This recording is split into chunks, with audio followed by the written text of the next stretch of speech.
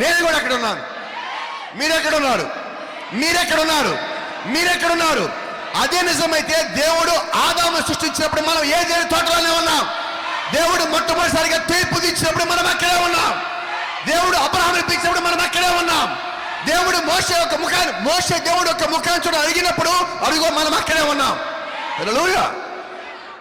ఒకరోజు మోషే దేవుడిని అడిగాడు, ప్రభువా, I want to see your face. God said it's impossible. It may not happen.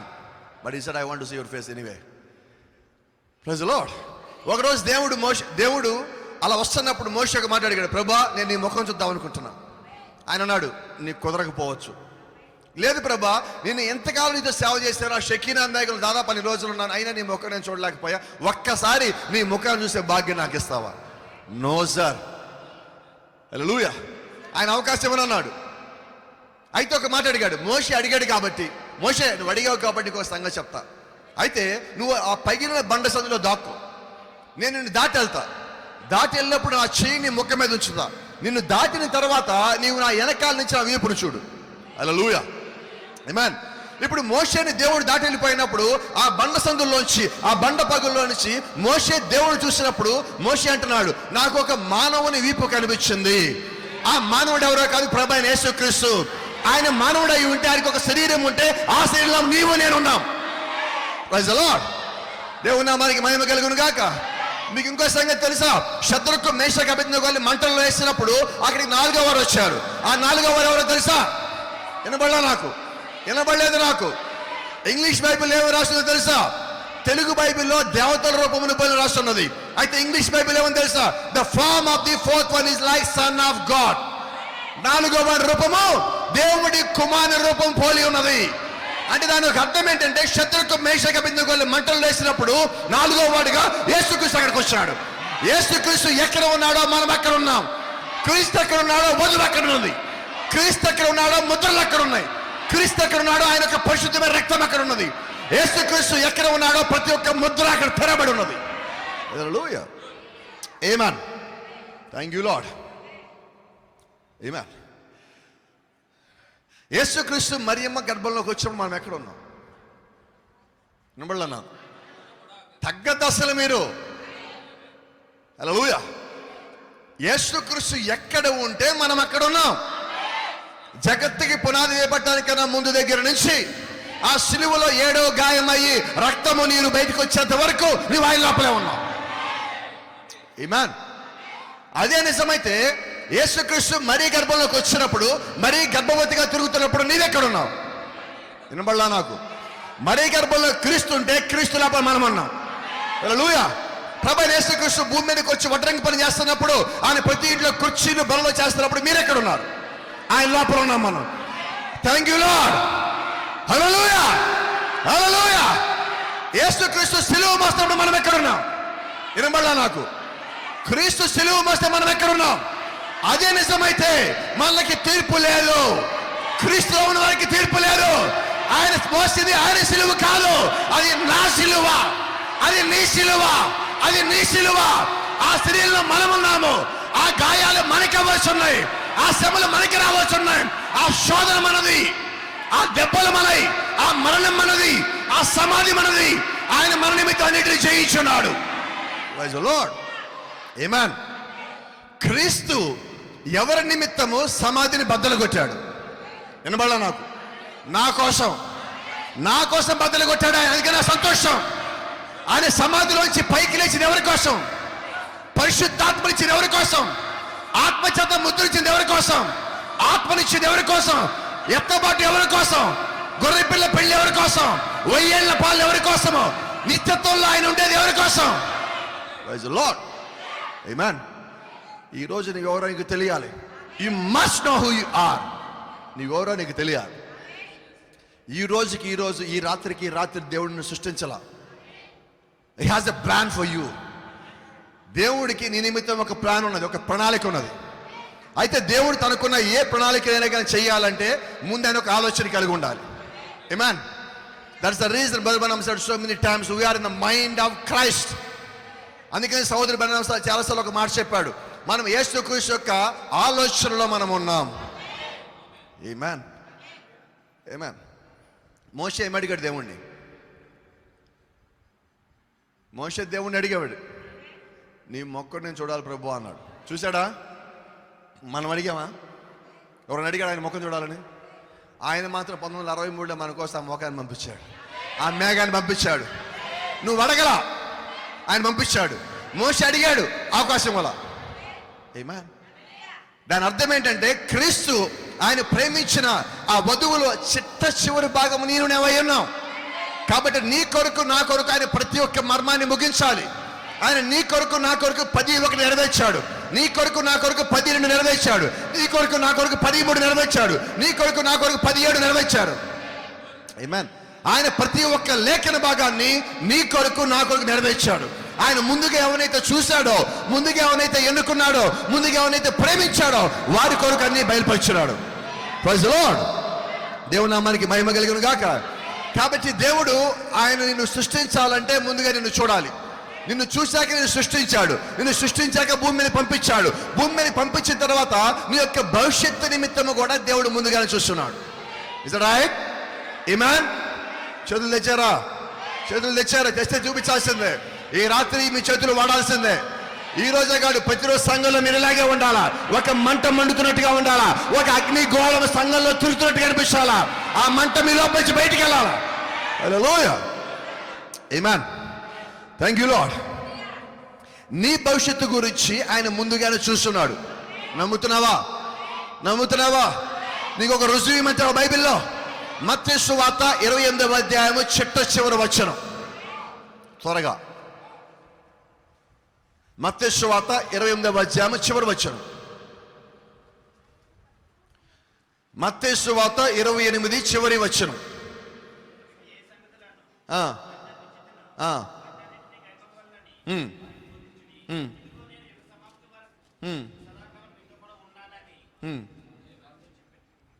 ఇదిగో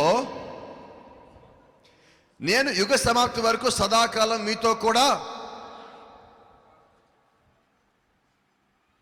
మిమ్మల్ని ఎవరన్నా 9 దాకా ఉంటావని అడిగితే మీరేం చెప్తారు సమాధానం? ఏమంటారు? ఉంటాను. ఆయన ఏమంటున్నాడు? ఏమర్థమైంది? నువ్వు చూడలా, నీ భవిష్యత్తు ఆయన చూసేశాడు. నీ భవిష్యత్తును చూశాడు కాబట్టి ఆయన యుగ సమాప్తి వరకు సదాకాలం మీతో కూడా ఉన్నాను.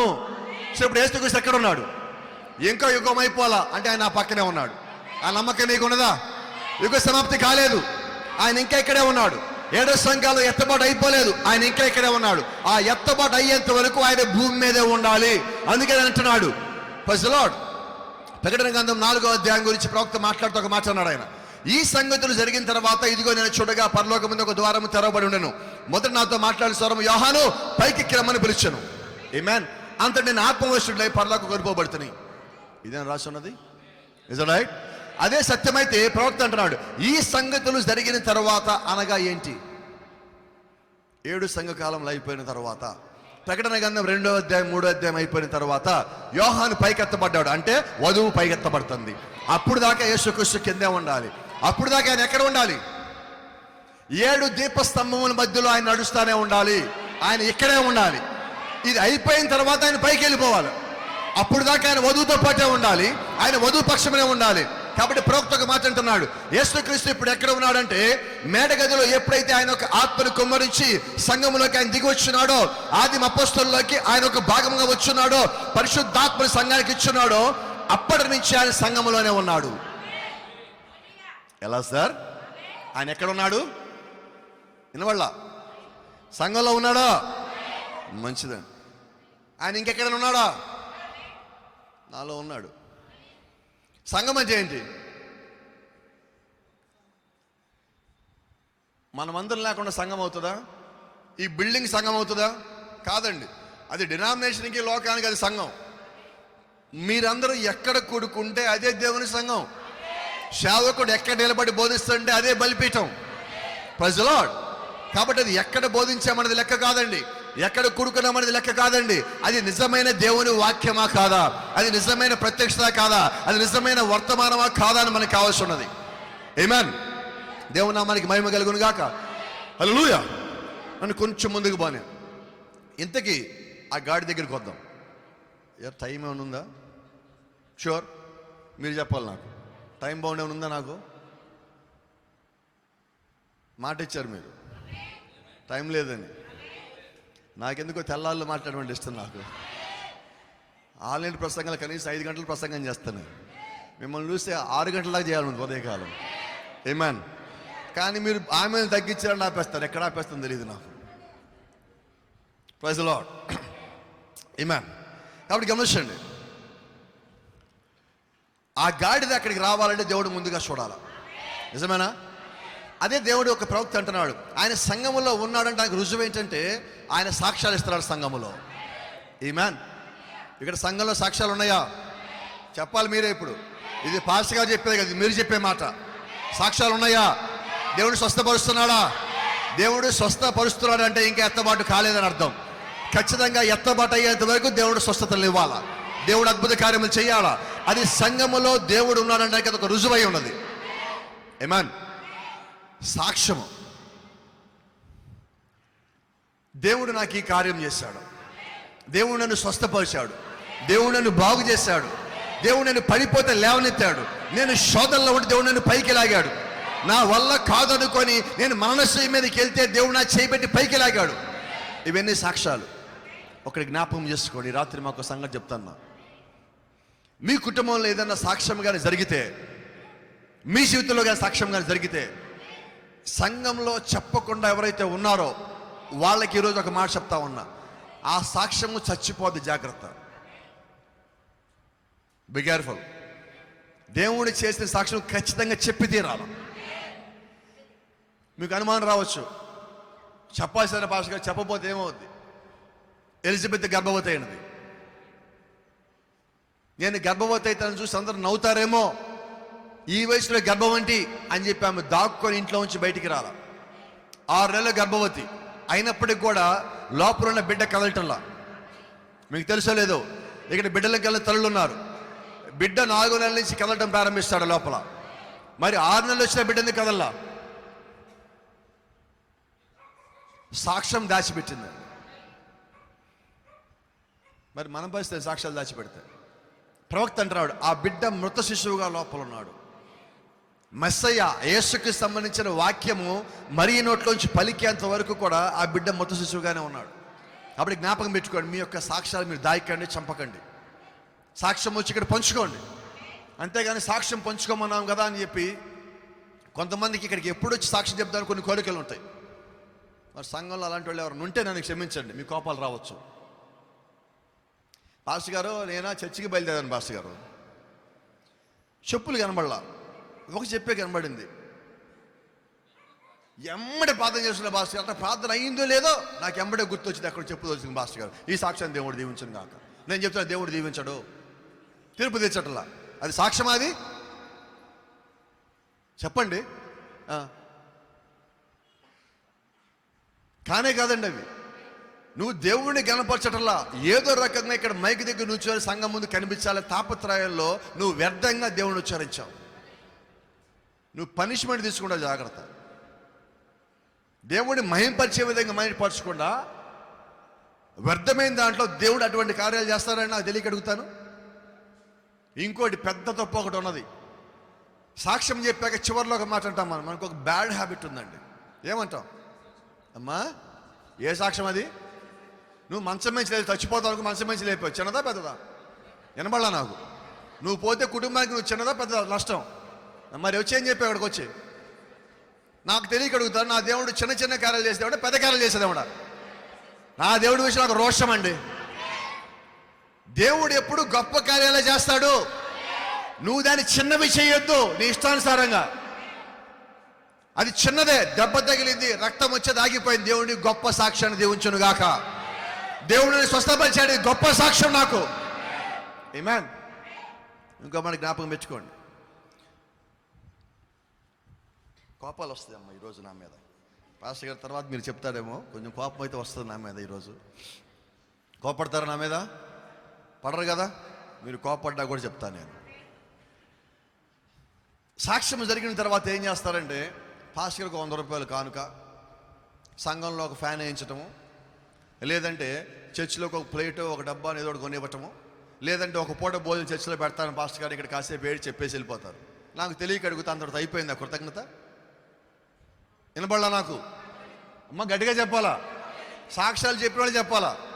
నేను ధైర్యంగా చెప్పగలను, ఎందుకంటే నాకు ఈ సంఘం గురించి ఏమీ తెలియదు, దేవుడికే తెలియాలి అది. కాబట్టి నేను ఏమైనా కానీ మాట్లాడతాను. ఇప్పుడు దేవుడు నాకు ఇక్కడ లోపల ఏం పెట్టాడు అవన్నీ మాట్లాడేస్తాను నేను.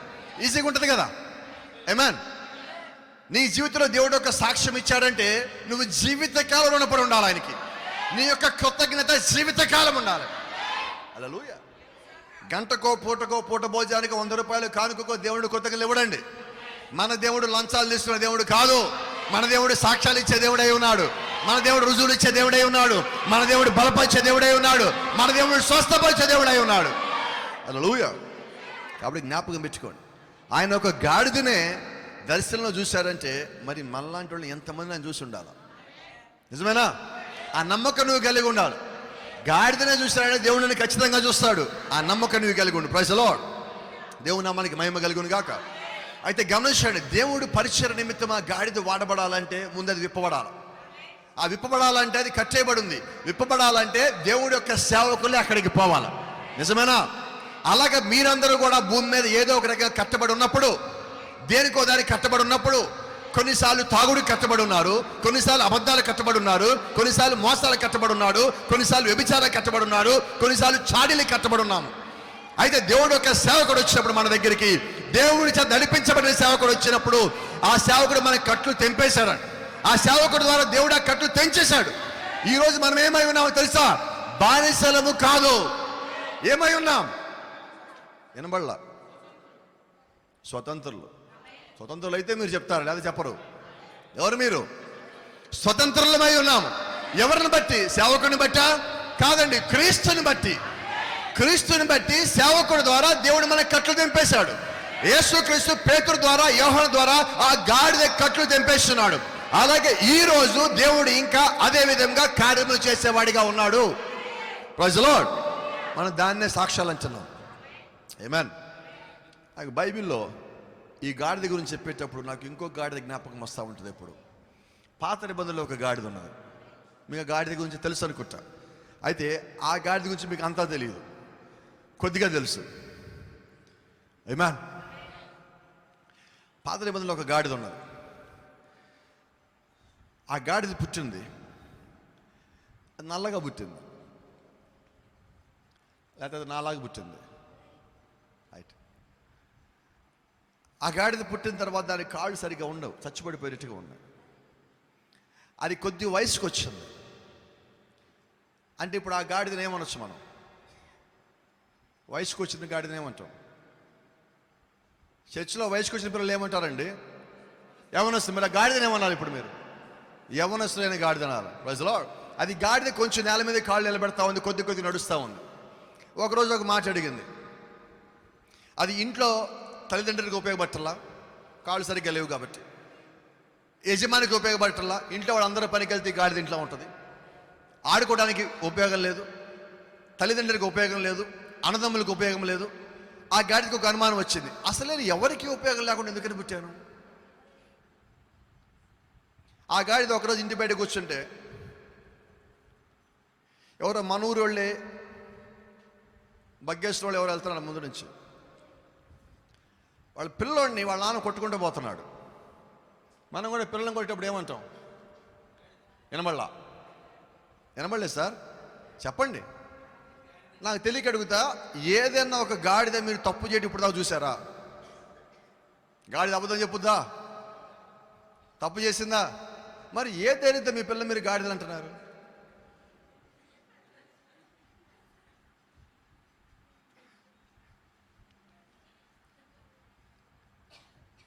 నేను సేవకు వచ్చిన కొత్తలో ఒకరోజు నేను ప్రసంగం ముగించుకుని ఇంటికి వచ్చినప్పుడు మా అమ్మ ఇంట్లో మూలకెళ్ళి కూర్చుంది. అమ్మ ఏమైందన్న? మమ్మీ నన్ను తిట్టిందని. ఏమని తిట్టిందని? ఏమని తిట్టింది? చూడండి, మీరు అక్కడ లేరు అయినా కూడా మీకు తెలుసు. దేవుళ్ళలో ఉంటే అన్నీ అలా తెలుస్తూ ఉంటాయండి. అమ్మాయి అంది, డాడీ నన్ను మమ్మీ గాడిదని తిట్టింది. నేను ఆలోచన చేశా, సరే అమ్మా నువ్వు నిజంగా గాడిదవైతే మరి మమ్మీ అవ్వాలా? వినబడలా అమ్మా? సరే మీకు ఇంకో రహస్యం కూడా చెప్పనా? మరి గాడిని ఎవరు పెళ్లి చేసుకుంటారు? వినపడాలి, నాకు చెప్పాలి, మీరు సమాధానం కావాలి అయ్యా. ఇప్పుడు ఇంతకీ మమ్మీ ఎవరిని అన్నది? ఇప్పుడు మన ఫ్యామిలీ ఏ ఫ్యామిలీ? సో మమ్మీ నిన్నన్నదా మనల్ని అన్నదా? మా అమ్మాయి మొక్కలో నవ్వు వచ్చింది అంటే నేను ఒక్కదానే కాదనమాట గాడిద, హోల్ ఫ్యామిలీ. ఒకవేళ ఇక్కడ ఉన్న మీ పిల్లలు ఎవరన్నా మీరు గాడిద అంటే మరి మీరెవరు? వినబడలా నాకు? అన్నారా పిల్లల్ని? మరి మీరెవరు? మరి నేను గాడిదని చెప్పుకుంటే మీరు ఎందుకు నవ్వారు ఇందాక? మీరందరూ ఎవరు ఇప్పుడు? నిజమేనా? Praise the lord. అది సంతోషం. అయితే గాడిదలాగా ఉండదు, దేవుడి యొక్క గాడిదలాగా ఉండండి. తేడా రెండింటికి చాలా ఉన్నది.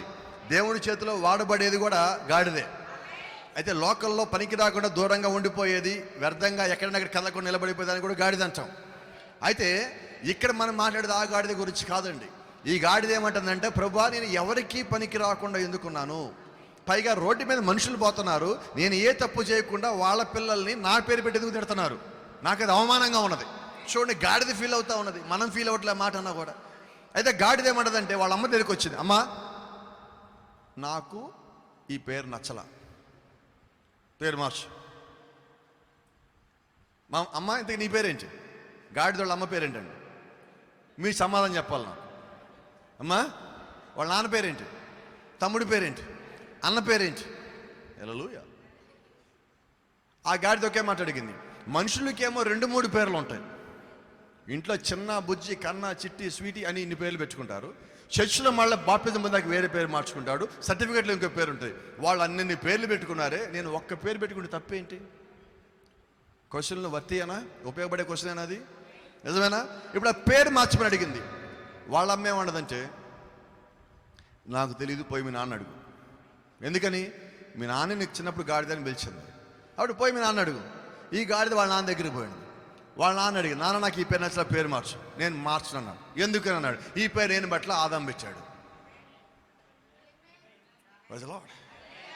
జంతువులన్నిటికీ పేర్లు పెట్టింది ఎవరు? ఎప్పుడు పేర్లు పెట్టాడు?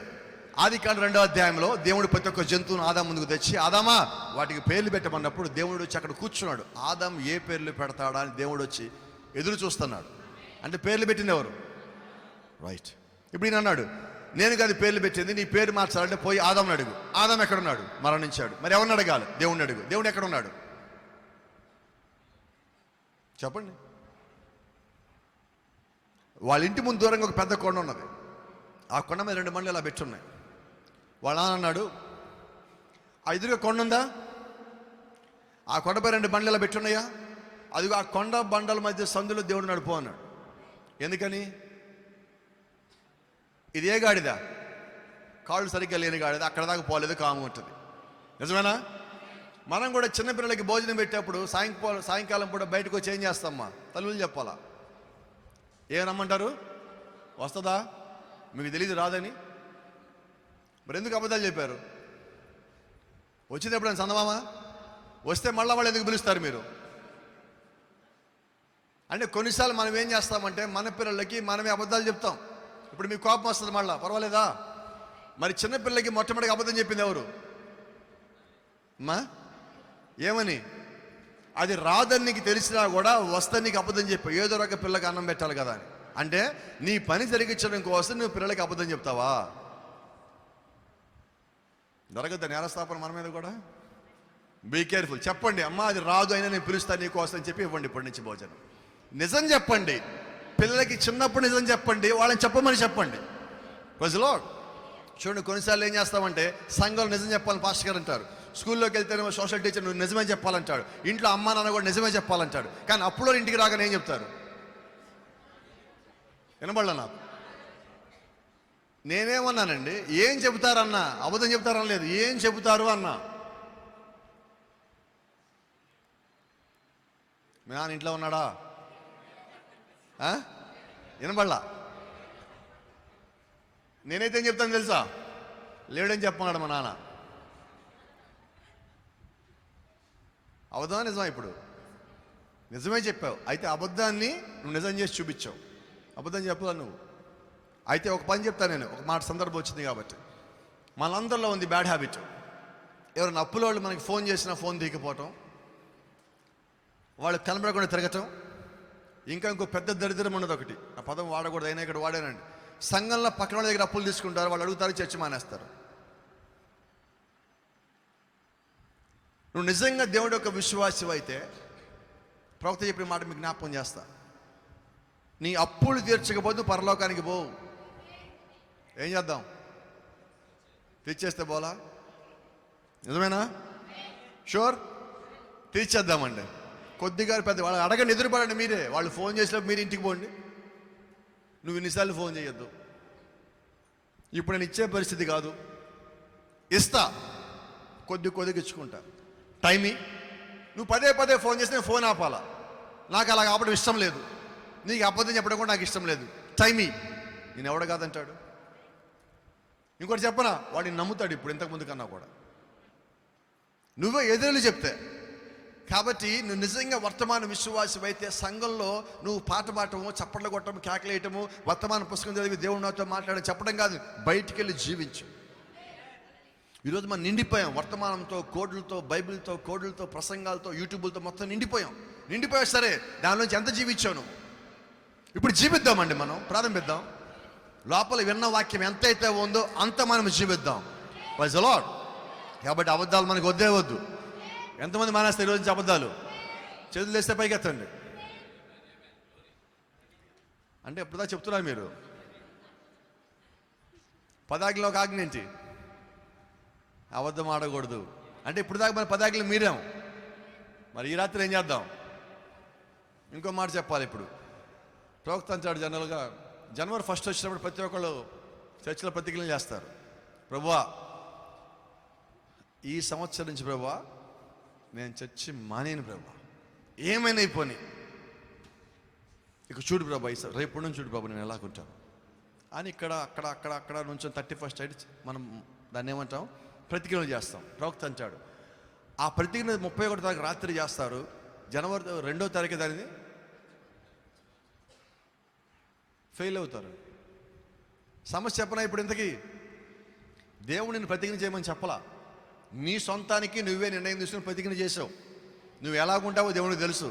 కాబట్టి ప్రవక్త అంటున్నాడు, నీ పాపాలని అలా నువ్వు చేయలేని ఒక ప్రతిజ్ఞ చేసి దేవుడికి ఒక మాట ఇచ్చి నీ పాపాలను ఇంకా ఎక్కువ చేసుకుందాం అంటున్నాడు. మనయే ఉన్న ఒక మూట మోసుకొని తిరుగుతున్న పాపాలన్నీ ఇప్పుడు కొత్త పాపం కూడా కలిపాం దానికి. కాబట్టి అనవసరమైన ప్రతిజ్ఞ, అనవసరమైన మాట దేవుడికి ఇవ్వద్దు.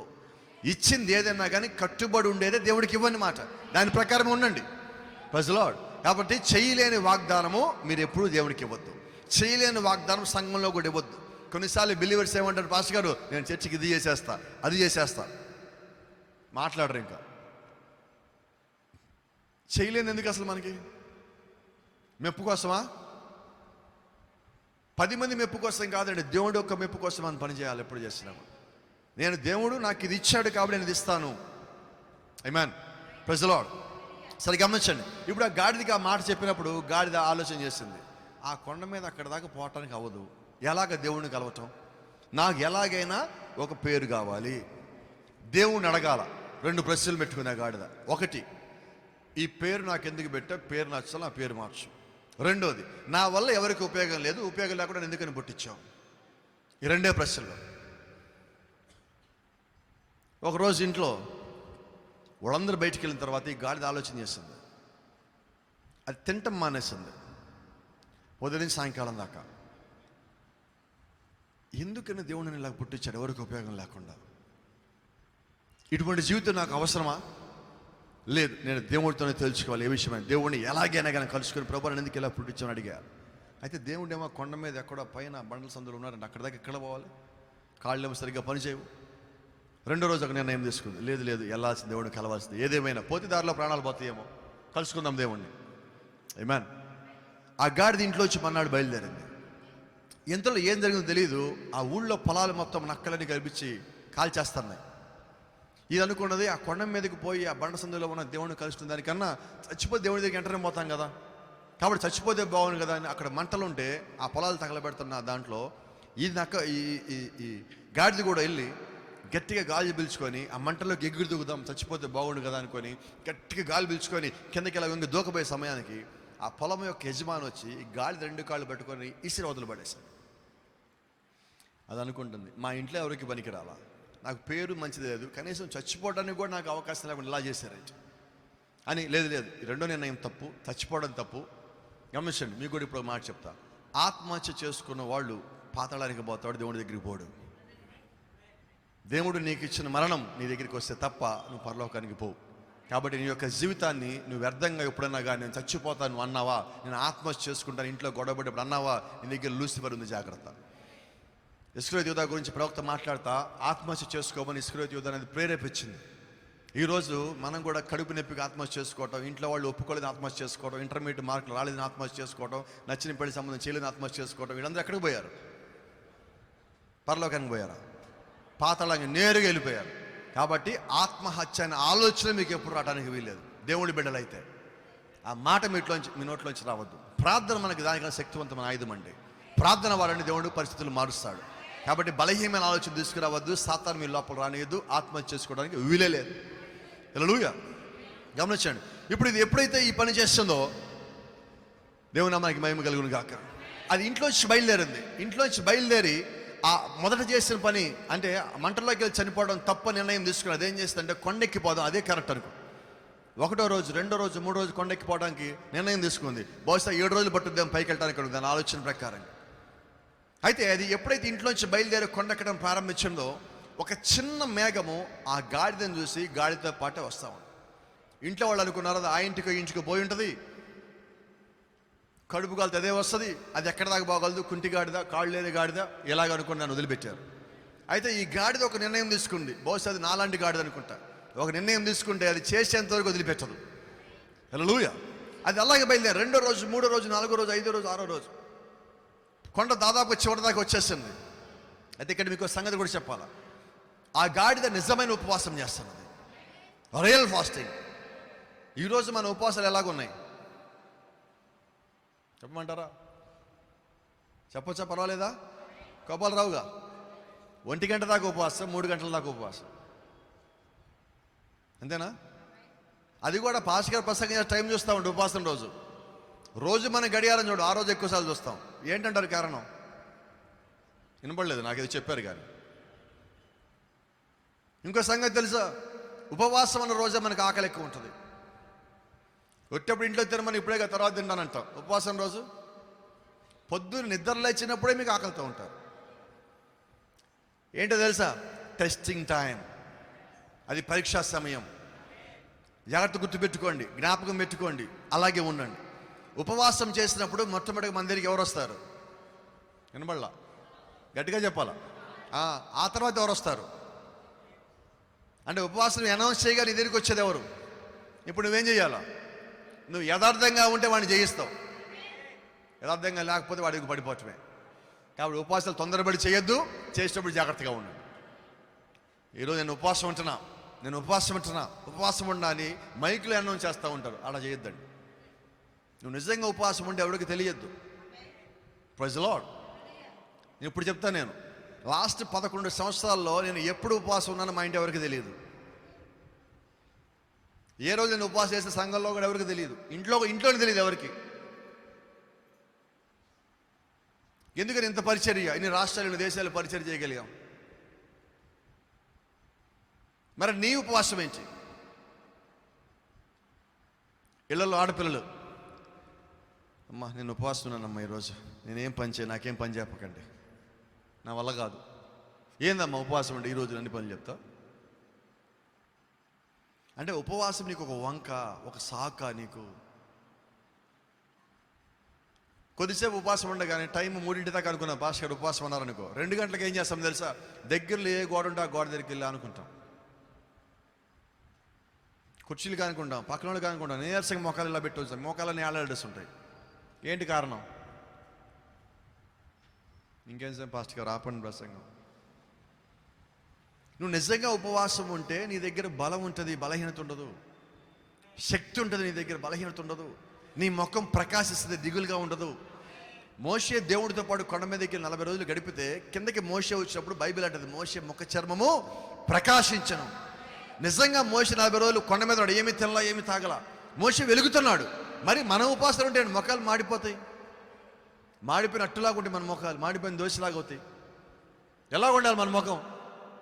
నువ్వు ఉపవాసం ఉన్నావా, నేను చూడగా నీ దగ్గర నుంచి ఒక శక్తి కనబడాలా, నేను చుట్టూ ఒక ముఖం వర్చస్సు పెరగాల, నీ కలర్ మారాలి ముఖాన్ని. వాస్తవంగా ఉపవాసం ఉంటే నువ్వు ఉపవాసం ఉన్నప్పుడు నువ్వు ఇంకా యథార్థంగా ఉంటావు, నమ్మకంగా ఉంటావు, ఇంకా విశ్వాసం ఉంటావు, ఇంకా బలంగా ఉంటావు, ఆత్మను పొందుకొని ఉంటావు. ప్రార్థనతో నువ్వు గడిపావు కాబట్టి నీలో శక్తి ఉంటుంది. ఇవన్నీ నువ్వు కలిగి ఉండాలి ఉపవాసం ఉన్నావంటే. అయితే ఉపవాసం చేసేటప్పుడు ఒక్కటి జ్ఞాపకం పెట్టుకోండి, ఈ ఉపవాసములో నేను ఎలాగైనా దేవుణ్ణి కలుసుకోవాలి. అలాగనుకొని ఉపవాసంలో కూర్చుంటే ఖచ్చితంగా నువ్వు దేవుణ్ణి కలుసుకుంటావు. ఇప్పుడు ఈ గాడిద నిర్ణయం ఏంటి? అసలు ఉపవాసం ఎందుకు చేస్తున్నది నాకు వినమల్లా. ఒకరోజు ఉపవాసం చేస్తాను అనుకోలేదండి అది, దానికి తెలీదు ఉపవాసం ఎలాగ ఉండాలో కూడా. దాని లోపల ఆలోచన ఏంటంటే తినాలన్న ఆలోచన మర్చిపోయినది, నీళ్లు తాగాలని ఆలోచన మర్చిపోయింది, అంతగా దేవుడిని చూడాలని కోరుకున్నది. మనం సంఘానికి వచ్చినప్పుడు కూడా ఉపవాసం ఉంటే అంతగా అనుకుంటున్నామా దేవుడిని కలుసుకోవాలని? అలాగా నువ్వు అనుకొని సంఘానికి వస్తే ఖచ్చితంగా నీవే కాదు సంఘంలో అందరూ దేవుడిని కలుసుకుంటారు. ఆ రోజు నీ యొక్కని ప్రభావము సంఘం మొత్తం కనిపిస్తుంది, నీ యొక్క విశ్వాస సంఘాన్ని మొత్తం కదిలిస్తుంది. అటువంటి విశ్వాసం కలిగిన సంఘంలో ఉంటే దేవుడు నీతో మాట్లాడ్డా అంటున్నా, సంఘంతో మాట్లాడ్డా అంటున్నా. సంఘం ఇంకా బలం అవ్వదు అని యొక్క ఉపవాసంతో. ప్రైజ్ ది లార్డ్, ఆమేన్. గమనించండి, అది పై దాకా వచ్చేసింది. ఇంకా కొద్ది దూరంలోకి వెళ్తే బండ సందులోకి చేరగలుగుతుందేమో. అక్కడ దాకా వచ్చాక దాని ఒంట్లో శక్తి అయిపోయింది. ఇంకో ఒక 10 అడుగులు 20 అడుగులు పైకి ఎక్కితే కొండ అంచుకొచ్చేస్తుంది. గాడిద అక్కడ కొండ మీద పడిపోయింది. గాడిద అంటాను, ప్రభువా మా నాన్న చెప్పాడు నువ్వు అక్కడ ఉంటావని. అక్కడ దాకా వచ్చే వైపు నాకు లేదు, నాకు అర్థమవుతా ఉన్నది, నేను మరణించబోతా ఉన్నా. మరణించేటప్పుడు నేను ఒక ప్రశ్న అడుగుదామనుకున్నా, నేను అక్కడ దాకా రాలేను, నేను ఇక్కడి నుంచే నేను అడుగుతున్నా అని. ఆ గాడిద కొండ మీద పడిపోయి నోరు తెరిచి నాలుక బయట పెట్టి గుడ్లు బయటకు వచ్చేసి ఎగశ్వాస పీలుస్తా చచ్చిపోవడానికి సిద్ధపడుతున్నప్పుడు కూడా ఆ గాడిద ప్రార్థన చేసింది, నన్నెందుకని ఒక పేరు లేకుండా పుట్టించా ప్రభువా, ఎందుకని నేను ఎవరికి ఉపయోగకరంగా పుట్టించా ప్రభువా, ఇదిగో ప్రభువా నేను బతికినంతకాలం ఎవరికి ఉపయోగపడాలా, నన్ను చచ్చిపోయాకై వాడుకో ప్రభువా అనేది ప్రార్థిస్తా ఆ కొండ సందేపు చూస్తా దేవుడు అక్కడే ఉన్నాడు ఒక నమ్మకంతో అది అలాగే దాని ప్రాణాలు వదిలిపెట్టేసింది. గాడి చనిపోయింది. కొద్ది దూరం వెళ్తే మరి అక్కడ ఏం జరిగేది తెలియదు. దానిలోపే ఆ గాడిద మరణించింది. ఎప్పుడైతే ఈ గాడిద చనిపోయిందో ఆ మేఘము ఆ గాడిద నట అలాగే పైకి వెళ్ళి ఈ గాడిదను చూసి, అరే ఎంత చిన్న గాడిద పిల్ల, వయసుకు వచ్చిన గాడిద పిల్ల, దేవుణ్ణి తెలుసుకోవాలి ఇంట్లో వచ్చి బయలుదేరిన గాడిద పిల్ల, కలుసుకోకుండా ఇలా చనిపోయినది అని ఈ గాడిదను చూసి ఆ మేఘం ఏడవటం ప్రారంభించింది. మేఘం ఏడుస్తున్నది. మీకు తెలుసు మేఘం ఏడిస్తే ఏమవుతుంది? వర్షం వస్తుంది. ఎప్పుడైతే ఈ మేఘం ఏడ్చిందో, పైనుంచి వర్షం వచ్చిందో, ఆ పైనుంచి ఆ చెత్త చెదారం కొండంచు మీద ఉన్నది మొత్తం, ఆ మట్టి మొత్తం కిందకు వచ్చేసి అవి ఇలాగొచ్చేసి ఆ గాడిదని మొత్తం కప్పేసింది. కరెక్ట్గా మాట్లాడితే ప్రకృతి గాడిదని సమాధి చేసింది. ఆమేన్. మన్నాడు ఎండ వచ్చింది, అంత మామూలు అయిపోయింది. కొద్ది రోజులు అయింది, అక్కడ గాడి చచ్చిపోయిన విషయం వరకు తెలియదు. Praise the lord. గాడిదేమని ప్రార్థన చేసింది చెప్పాలి, మీరు అన్నారు. ఇప్పుడు నాకు ఒక పేరు లేదు ప్రభువా, నాకు ఎందుకు పేరు లేదు, పేరు కావాలా. ఇంట్లో వాళ్ళ నాన్న ఏం అడిగింది, నా పేరు బగలా, పేరు మార్చు. రెండో ప్రశ్న ఏంటి, నా వల్ల ఎవరికి ఉపయోగం లేదు ప్రభువా, నన్ను ఎందుకు ఇలా పుట్టించావు, నన్ను చచ్చాకైనా వాడుకో ప్రభువా. కరెక్ట్గా 5 రోజులు 6 రోజులు అయింది, బహుశా అది 7వ రోజు అనుకుంటా. అక్కడ సుమారుగా ఒక 3000 మంది చుట్టూ చేరారు. ఎక్కడైతే గాడి చచ్చిపోయిందో అక్కడే ఒక మీటింగ్ పెట్టారు. వాళ్ళ దగ్గర కొత్తగా పేరిన తాళ్ళు ఉన్నాయి. వాళ్ళు ఫిలిస్తీన్లు, వాళ్ళు మాట్లాడుకుంటున్నారు. ఆ పైన ఉన్న బండ సందులో ఒక ఆయన ఉన్నాడు, ఆయన కట్టేయాలని చెప్పి ఇజ్రాయేల్ని పైకి తీసుకొని వచ్చారు. ఆ తాళ్ళు ఇజ్రాయేల్ చేతికి ఇచ్చి నువ్వు వెళ్ళని కట్టేసి తీసుకురాపో అన్నారు. ఆ బండ సందులో ఒక ఆయన ఉన్నాడు, ప్రవక్త అంటున్నాడు, ఆ దాక్కున్న ఆయన వ్యక్తి ఎవరో కాదు, సన్నగా పొట్టిగా ఇంతే ఉన్నాడు అన్నాడు. బక్కపలుచుగా ఉన్నాడు, గట్టిగా గాలి వస్తే ఎగిరిపోయేటట్టుగా ఉన్నాడు. అయితే అతనికి 7 జడలు ఉన్నాయి. మీకు తెలుసు అనుకుంటే ఆయన పేరు ఏంటో, వినబడలా నాకు. మీకు తెలుసు అనుకుంటే ఆయన పేరు, నిజమేనా? ఆయన ఎక్కడ ఉన్నాడు? ఆ పైన బండసందులో ఉన్నాడు. ఆ బండసందు పేరంటే తెలుసా? యాతాము బండసందు. ఆ బండసందులో దాక్కుంది ఆయన. ఇజ్రాయెల్ వెళ్ళి తాళ్ళతో పేనున్న కొత్తగా పేరున్న తాళ్ళు తీసుకెళ్ళి ఆయన కట్టేసి తీసుకొచ్చి కరెక్ట్గా ఆ గాడి చచ్చిపోయిన చోట నుంచో పెట్టారు ఆయన. ప్రైజ్ ది లార్డ్, ఆమేన్. దేవుడు నామానికి మహిమ కలుగును గాక. అయితే అక్కడ జరిగిన సంగతి ఏంటంటే, ప్రవక్త అన్నాడు, చుట్టూతో ఉన్న ఫిలిస్టీషియన్లు మొత్తం ఏం చేశారంటే, వాళ్ళ దగ్గర బైనాక్యులర్స్ ఉన్నాయి. ఆ కాలంలో ఉండే బైనాక్యులర్స్, టెలిస్కోపులు లాంటివి పెట్టుకొని చూస్తా. పక్కన వ్యక్తితో అంటున్నాడు, ప్రవక్త అన్నాడు, సామ్సన్ చేతిలో ఏమైనా ఉన్నదా? పక్కన అంటాడు, నువ్వేంటి పిచ్చోళ్ళగా కూడా, మనం ఎంతమంది ఉన్నాం? 3000 మంది. అక్కడ ఎంతమంది ఉన్నారు? ఒక్కడు. పైగా ఒక్కడిని తాళ్ళతో కట్టేశారు. కాళ్ళతో ఒక్కడిని కట్టేసిన వాడి దగ్గరికి మనం పోవటానికి 3000 మంది మనం ఉండగా, నువ్వేంటి సామ్సన్ చేతిలో ఉన్నదా అంటే, ఉంటే ఏమవుతుంది? నీకు సంగతి తెలీదు. ఇజ్రాయెల్ చేతుల్లో ఎవడన్నా ఒక వ్యక్తి నిలబడినప్పుడు, ఆ వ్యక్తి చేతుల్లో ఏదన్నా ఉంటే వాడి మీదకి ఎప్పుడు యుద్ధం బాగొద్దు. నీకు అనుభవం లేదేమో, మా తాతలకు ఒక అనుభవం ఉన్నది. షమ్గర్ అని ఒక ఆయన ఉన్నాడు, మీకు తెలుసు అనుకుంటే. ఆయన విన్నారా పేరు? ఆ షమ్గర్ అని ఏం చేశాడంటే, ఒకసారి మునుకోలు కర్ర తీసుకొని ఫిలిస్టీషియన్ని 600 మంది తరిమి కొట్టి చంపాడు. 1000 మంది ఎంటబడితే 600 మంది తరిమి కొట్టి చంపాడు. ముసలాయన. ప్రవక్త అన్నాడు, ఎండిపోయి 2-3 సంవత్సరం సరిగా భోజనం చేయని ఒక వ్యక్తి మునుగోలు కర్ర ఇలా కొడితే 2 ముక్కలు అయిపోద్ది. ఆ కర్ర పట్టుకొని 6.5, 7.5, 8.5 అడుగుల హైట్ ఉన్న ఫిలిస్టీషియన్ని, 6 అడుగుల కత్తులు కలిగిన వాళ్ళని, 19 అడుగుల బర్సిలు కలిగిన వాడిని ఈ మునుగోలు కర్ర తీసుకుని ఎంటబడి చంపాడు. అప్పుడు ఆయన అంటాడు, మా తాత చెప్పారు నాకు ఈ కథ, ఇజ్రాయెల్ జోలికి మాత్రం పోవద్దు. వాడి చేతులు ఏమైనా ఉన్నదా? Is anything in the hand of Samson? Samson చేతులు ఏమైనా ఉన్నదా? ఉంటే యుద్ధానికి పోవద్దు. సామ్సన్ చేతులు ఖాళీగా ఉన్నాయి. వాళ్ళు అన్నారు, ఖాళీగా ఉంది, ఏం పర్లేదు, మన వెళ్ళి మీద పడదాం. Praise the lord. గమనించండి, ఎప్పుడు కూడా మీరు ఒకే ఒక మాట మీరు గుర్తుపెట్టుకోండి. శత్రువు నువ్వు బలహీనంగా ఉన్నావు అని తెలిసినప్పుడు ఈ మీద దాడి చేస్తాడు. నువ్వు బలంగా ఉన్నావు అంటే వాడు ఎదురుపడడు. శాంసన్ చేతులు కట్టేయబడి ఉన్నాయి. అలాగే నువ్వు కూడా లోకంలో దేని చేతనే కట్టేయబడి ఉన్నావని తెలిసే మరుక్షణమే లూసిఫర్ నీ మీద పడతాడు. నిందల ద్వారా, అబద్ధాల ద్వారా, మోసాల ద్వారా, కుటుంబంలో నిందించే దాని ద్వారా ఏదో రకంగా వాడిని పడగొట్టాలని చూస్తాడు. మొట్టమొదటిగా ప్రవక్తలో చూడండి, ఒక వ్యక్తిని సంఘానికి రానియకుండా లూసిఫర్ ఆపుతాడు. మా ఇంటికి చుట్టాలు వచ్చారు, బాస్ ఈరోజు మేము చర్చికి రావటంలా. డోకరాకి వెళ్ళి సంతకం పెట్టాలి బాస్ గారు, మేము చర్చికి రావటంలా. ఈరోజు షాపింగ్కి వెళ్ళాలి బాస్ గారు, మేము చర్చికి రావటంలా. పెళ్ళికి వెళ్ళాలి బాస్ గారు, చర్చికి రావటంలా. ఇవన్నీ ఏంటంటే లూసిఫర్ వేసిన ప్లాన్లు. ఎవరో పెళ్లి ముఖ్యమా, నీ పెళ్లి ముఖ్యమా? అది తెలియకూడదు చెప్పు. వినబడలా నాకు? వినబడలేదు సార్. నీ పెళ్లి మానేసుకుని ఇంకోటి పెళ్లికి పోతావు ఎప్పుడన్నా? ఇదేంటండి ఇది? ఇక్కడ వధువు తయారు చేయబడుతుంది ఎవరి కోసం? ఎవరి పెళ్లి కోసం మనం రెడీ అవుతున్నాం? నీ పెళ్లికి నువ్వు రెడీ అవటం మానేసి పక్కన వాళ్ళ పెళ్లి చూద్దానికి పోతావు. అది ఆదివారం పూట. కాపాలు తెచ్చుకోరు కదా? తెచ్చుకోరా? తెచ్చుకున్నా చెప్తా. కొన్ని దెయ్యపాత్మలు ఉంటాయి, ప్రభురాత్రి భోజనం ఎగ్గొడతారు చర్చలు. నువ్వు ప్రభురాత్రి భోజనం రోజు నువ్వు ఎగ్గొట్టావంటే అర్థం ఏంటో తెలుసా?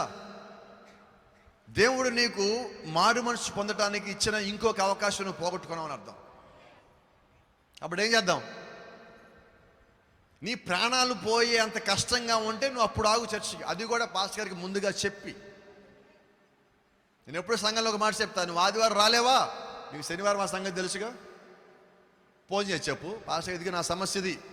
నేను ఇంకో మాట కూడా చెప్తా సంఘంలో, ఒకవేళ నాకు బద్ధకంగా ఉంది అన్నా కూడా నాకు ఫోన్ చేయండి అంట. నాకు రావాలేదు పాస్టర్ అంటావా? అయినా కూడా ఫోన్ చేయి. ఏదైనా నాకు తెలియాలా నువ్వు సంఘానికి ఎందుకు రావలేదు. క్రైస్తవుల్లో 100కి 90% మంది కోపాలు వస్తాయేమో, పర్లేదా? బద్ధకస్తులు. నేను చెప్పాల, ప్రవక్త చెప్పిన మాట అంతేనా? చర్చికి ఎన్నింటికి బయలుదేరుతాం? ఎన్నింటికి చర్చి? మనం ఎన్నింటికి బయలుదేరుతామండి? దగ్గరలో ఉన్నాడు, సరే సరే. ఇప్పుడేగా పాస్టర్ గారు పాట స్టార్ట్ చేస్తారు. ఫస్ట్ పాట వెళ్దాం. పొయ్యి మీద ఎసరు పెట్టు. రెండో పాట స్టార్ట్ ఇప్పుడేగా. కూరగాయలు పోయి కోపం రాదుగా. అలా ఎవరంటారు తెలుసా? మీరు చెప్పాలా, నేను వినకూడదు. పరిపూర్ణమైన దెయ్యం అది. పరిపూర్ణమైన దెయ్యం అని. పరిపూర్ణ మానవ స్వరూపం ఎలాగుందో పరిపూర్ణమైన దెయ్యం స్వరూపం కూడా అలాగే ఉన్నది. చర్చికి ఎన్నింటి రావాలని ప్రవక్త చెప్పాడు? మనం ఏం చేసాం? ఆల్రెడీ ఆరాధన బిగిన్ అయిన తర్వాత ఇంట్లో పనులు బిగిన్ చేస్తున్నాం. అరే త్వరగా చేయండి పాస్టర్, పాటలు బిగిన్ చేసి త్వరగా వెళ్ళాలా. అప్పుడు గుర్తొచ్చింది త్వరగా నీకు. నిజమేనది. ఇంకొకటి, ఆరాధన జరుగుతూ ఉంటే కిందకు వచ్చి బండి దిగి ఫోన్లు మాట్లాడతారు. నేను నాకు తెలియక అడుగుతాను, ఇక్కడ దేవుడు ఆరాధనలోకి వచ్చాడని నీకు తెలుసు, నిజమే? అంటే దేవుడు ఆరాధనలో ఉన్నాడని తెలిసినా కూడా మన పక్కకి వెళ్ళి కిందకి వెళ్ళి వేరే వాళ్ళతో మాట్లాడుతాడంటే అర్థం ఏంటి? చెప్పాలా నేను వినాలా? మీరు చెప్పాలా నేను వినాలా? ఈ రాత్రి నీకు ఎవరు ముఖ్యం? దేవుడి ముఖ్యమైతే నువ్వు చర్చిలో ఉండవు, ఫోన్లు ఎప్పుడు ఆపేసి. ఏంటి దాని అర్థం? మా ఇంటికి చుట్టాలు వచ్చి చర్చికి రానంటావా? చుట్టాలను కూడా తీసుకురావాలి నిజమైన విశ్వాసం అయితే. నిజమేనా? పాస్టర్ గారు అందరికంటే పండగలు ఉంటాయండి, మనకేం పండగలు లేవంటావా? ఈరోజు పండగ కాదు నీకు? మా చర్చిలో పండగ కాదు ఈరోజు? దేవుడు మాతో మాట్లాడతారు, రండి మీరు కూడా. ఇలాంటి మీటింగులకి చుట్టాలని బంధువులు ఇంటికి పిలవాలా? హాలిడేస్లో పిలవటం కాదు. మా సంఘంలో దేవుడు వచ్చి మాట్లాడబోతారు, రండి మా సంఘానికి. ఇది నిజమైన ఇన్విటేషన్, నిజమైన ఆహ్వానం ఇది. ఆ రకంగా ఈరోజు నీవు నేను ఉండాలి. అయితే గమనించిన ప్రవక్త అంటున్నాడు, నిన్ను సంఘానికి రానియకుండా ఆపింది అపవిత్రాత్మ. ఇంకొకటి, నువ్వు చర్చి నుంచి ఇంట్లో నుంచి బయలుదేరగానే ఒక ఆమంటది, కొద్దిగా ఆగాం, ఒక్క నిమిషం నువ్వు కూర్చో, నీకు కాఫీ పెట్టిస్తా. నాకు మొన్న ఏంటి వాళ్ళ ఇంటికి వెళ్ళి ఏంటి మాట్లాడుతున్నావు నువ్వు? ఏం పిలుస్తున్నావు, వెళ్ళిపోయావు నువ్వు అంత సీరియస్గా? ఆమె నేను చర్చి కదా, వెళ్ళొచ్చులే ఉండు. ఎక్కడికి ఉన్నా చేరా? ఆమె ఎవరో తెలుసా? ఆమె పేరేంటో అమ్మా? పరిపూర్ణమైన దెయ్యం అది.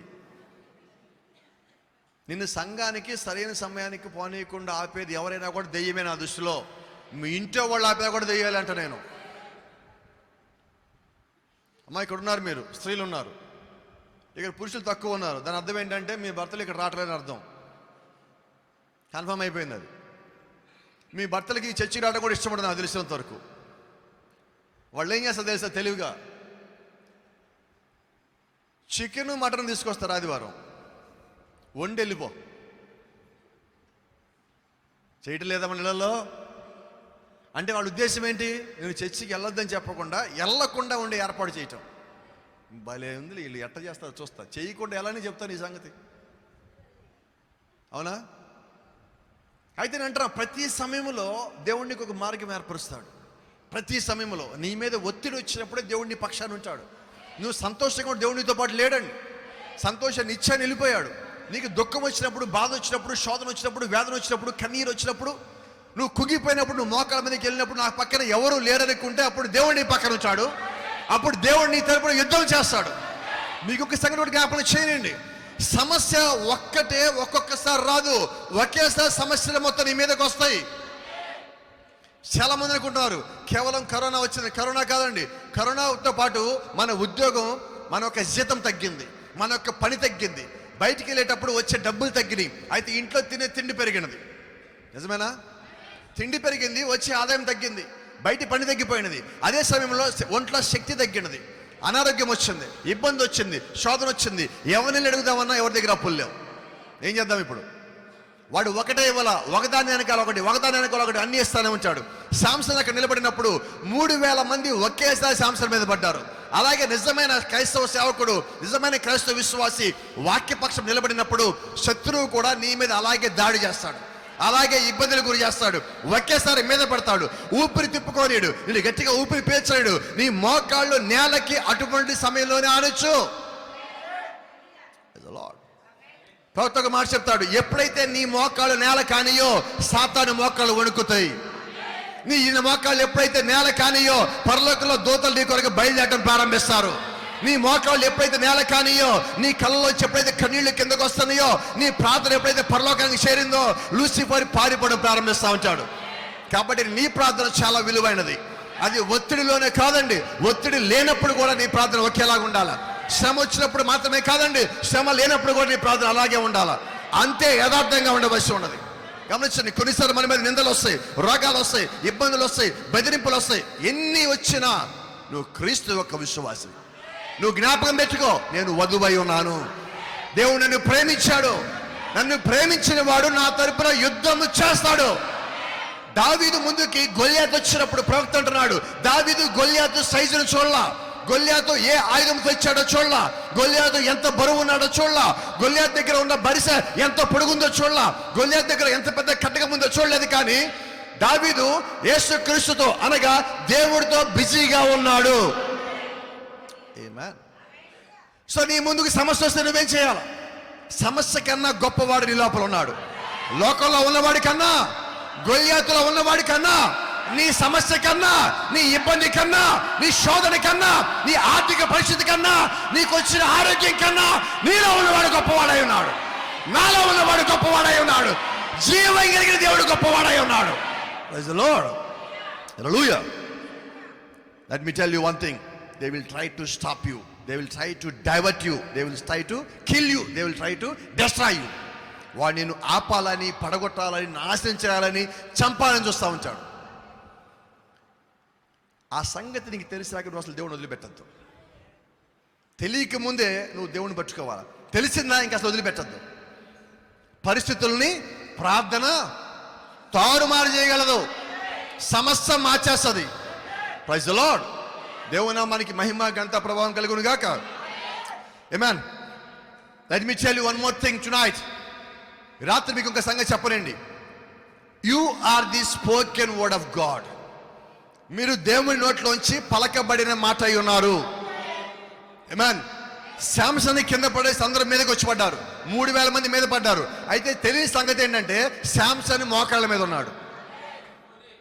హల్లెలూయా. నీ శత్రువు కూడా కొన్నిసార్లు ఏం చేస్తాడు తెలుసా? ఒక గుంట తవ్వి గుంటలో పాతి పెట్టి వీడి పని అయిపోయింది. శాంసన్ మీద పడగానే వీడి పని అయిపోయింది. గాడిదని చంపేగానే వీడి పని అయిపోయింది. No sir, it's not over. అయిపోలా, అక్కడే ప్రారంభించబడింది. ఒక విత్తనం అనే గుంట తీసి లోపల పెడితే ఏం జరుగుతుందో మీకు తెలుసా? మొదటి రోజు సమాధిలాగే ఉంటుంది, రెండో రోజు సమాధిలాగే ఉంటుంది, మూడో రోజు లోపల నుంచి ఆకుపచ్చ చిన్న మొక్క నేలని చీల్చుకొని పైకి వస్తుంది. అది నీవై ఉన్నావు. పలకబడిన మాటే మూల విత్తనము. నువ్వు జీవించే మొలకమై ఉన్నావు. Hallelujah. You are the spoken word. పలకబడిన మాట నీవై ఉన్నావు. అపవాదనుకున్నాడు, వీడి గింజే కదా, వీడి విత్తనమే కదా, వీడి పలకబడిన మాటే కదా, వీడి కప్పెట్టేద్దాం, వీడి దాచిపెట్టేద్దాము, గుంటతో లోపల పెడదాము, వీడికి సమాధి చేద్దాం. ఆమేన్. అయితే దేవుడు నీ పక్కన ఉన్నాడు. మీరు ఒక విత్తనాన్ని పాతి పెట్టినప్పుడు ఆ విత్తనం ఖచ్చితంగా మొలకెత్తది. అది ఇక్కడ సంగతిగా చెప్పాలి మీకు. Praise the lord. విత్తనాన్ని పాతి పెట్టినప్పుడు విత్తనం చీకటిలోకి వెళ్ళిపోతుంది. లోపల చీకటి గుంట తీశాక ప్రవక్త అంటాడు, దేవుడు ఒక గొప్ప కార్యం చేసేటప్పుడు నేను లోకం నుంచి వేరు చేస్తాడు. ఏమన్. ఒక గొంగళ పురుగు సీతాకోశలకి వాళ్ళు ఏం చేయాలి? త్వరగా చెప్పాలా. అది ఒక మూలకి వెళ్ళిపోయి గూడు కట్టుకొని దాని గూడు లోపలికి వెళ్ళిపోయి లోకం నుంచి వేరైపోతుంది. అప్పటిదాకా దాని పేరు గొంగళ పురుగు. అది బయట గొంగళ పురుగులాగే వస్తుందా? మన చేతిలో ఉన్నప్పుడు దాని పేరు విత్తనం. అది నేలలో నాటిన తర్వాత విత్తనంలాగే పైకి వస్తుందా? రాదు సార్. అలాగే నువ్వు క్రీస్తులోకి రాకముందు వరకు లోక సంబంధవి. క్రీస్తులోకి నువ్వు వచ్చిన తర్వాత, యేసు క్రీస్తును నాటబడిన తర్వాత నువ్వేమై ఉన్నావో తెలుసా? పలకబడే మాటలోంచి నువ్వు బయటికి వచ్చిన దేవుడు యొక్క కుమారుడు కుమార్తె అయి ఉన్నావు. లోకంలోంచి పిలువబడే సంఘంలోంచి ఏర్పాటు చేయబడిన వధువై ఉన్నావు. Amen. You are the special person on this earth. ఈ భూమి మీద నువ్వు ఒక ప్రత్యేకమైన వ్యక్తివై ఉన్నావు. You are specially designed for the rapture. నువ్వు ఎత్తబాటు కొరకు ప్రత్యేకంగా నిర్మించబడి ఉన్నావు. You know that you are here because of a purpose. ఈ రోజు భూమి మీద నువ్వు ఎందుకున్నావంటే ఒక ఉద్దేశం నిమిత్తము. ఏంటా ఉద్దేశము? నువ్వు జీవించి పైకెత్తబడాలా. నువ్వు మరణించి ఎత్తబడాలి దేవుడు కోరుకోవటంలా, జీవించి పైకెత్తబడాలి దేవుడు ఆశపడతా ఉన్నాడు. హల్లెలూయా. దేవుని నామానికి మహిమ కలుగును గాక. ఆమేన్. ఎప్పుడైతే వాళ్ళందరూ శాంసన్ మీద పడ్డారో, శాంసన్ మోకాళ్ళు నేల కనుక్కున్నాయో, వాళ్ళ మీద పడగానే శాంసన్ చేతుకున్న కట్లు మొత్తం విడిపోయినాయి. గాడిద కట్లను విప్పిన దేవుడే శాంసన్ కట్లు కూడా తెంపాడు. మన కట్లన్నీ తెంపిన దేవుడే శాంసన్ కట్లు కూడా తెంపున్నాడు.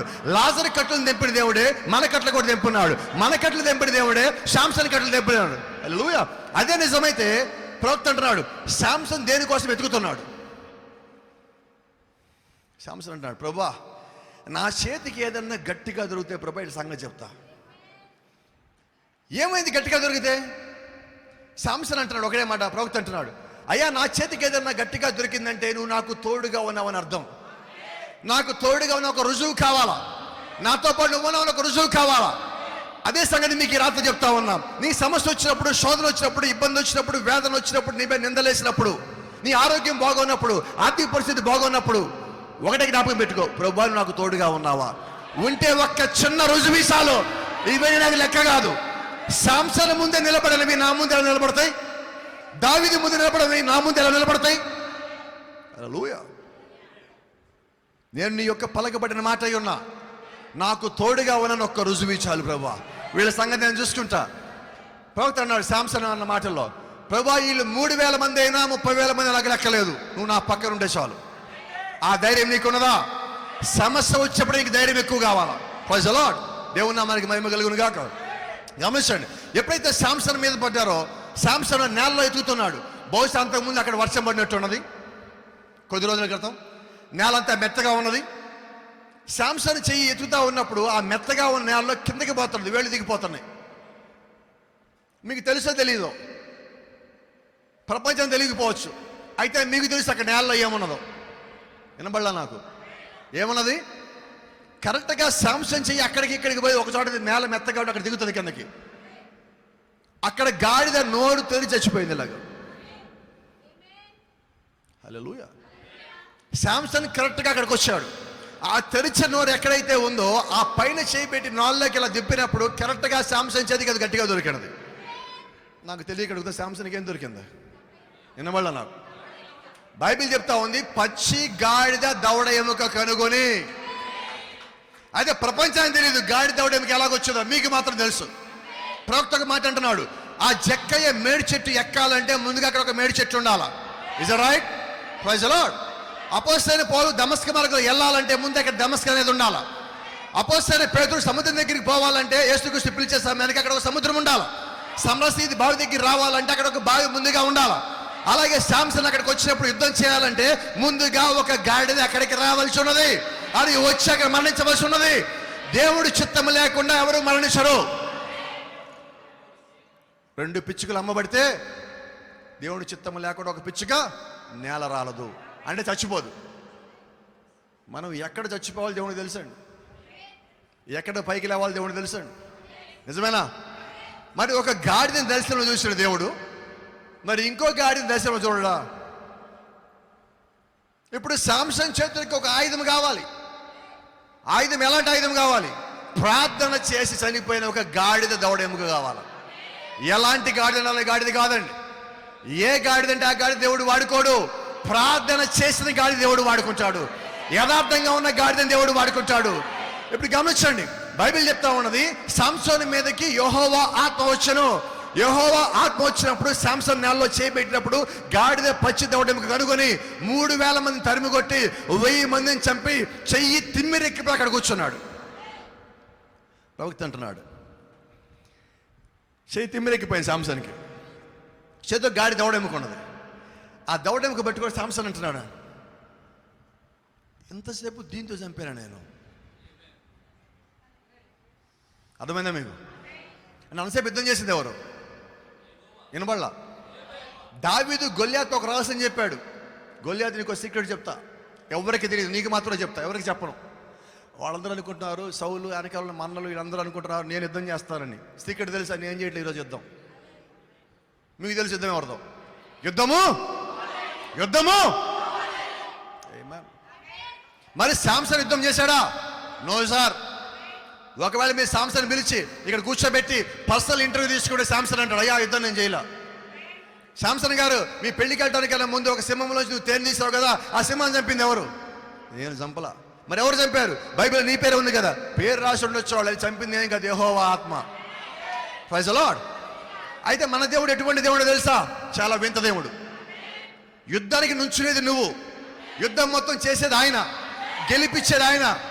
యుద్ధం అయిపోయాక ఆయన నీ చెయ్యి పైకైతే నువ్వు గెలిచావంటాడు.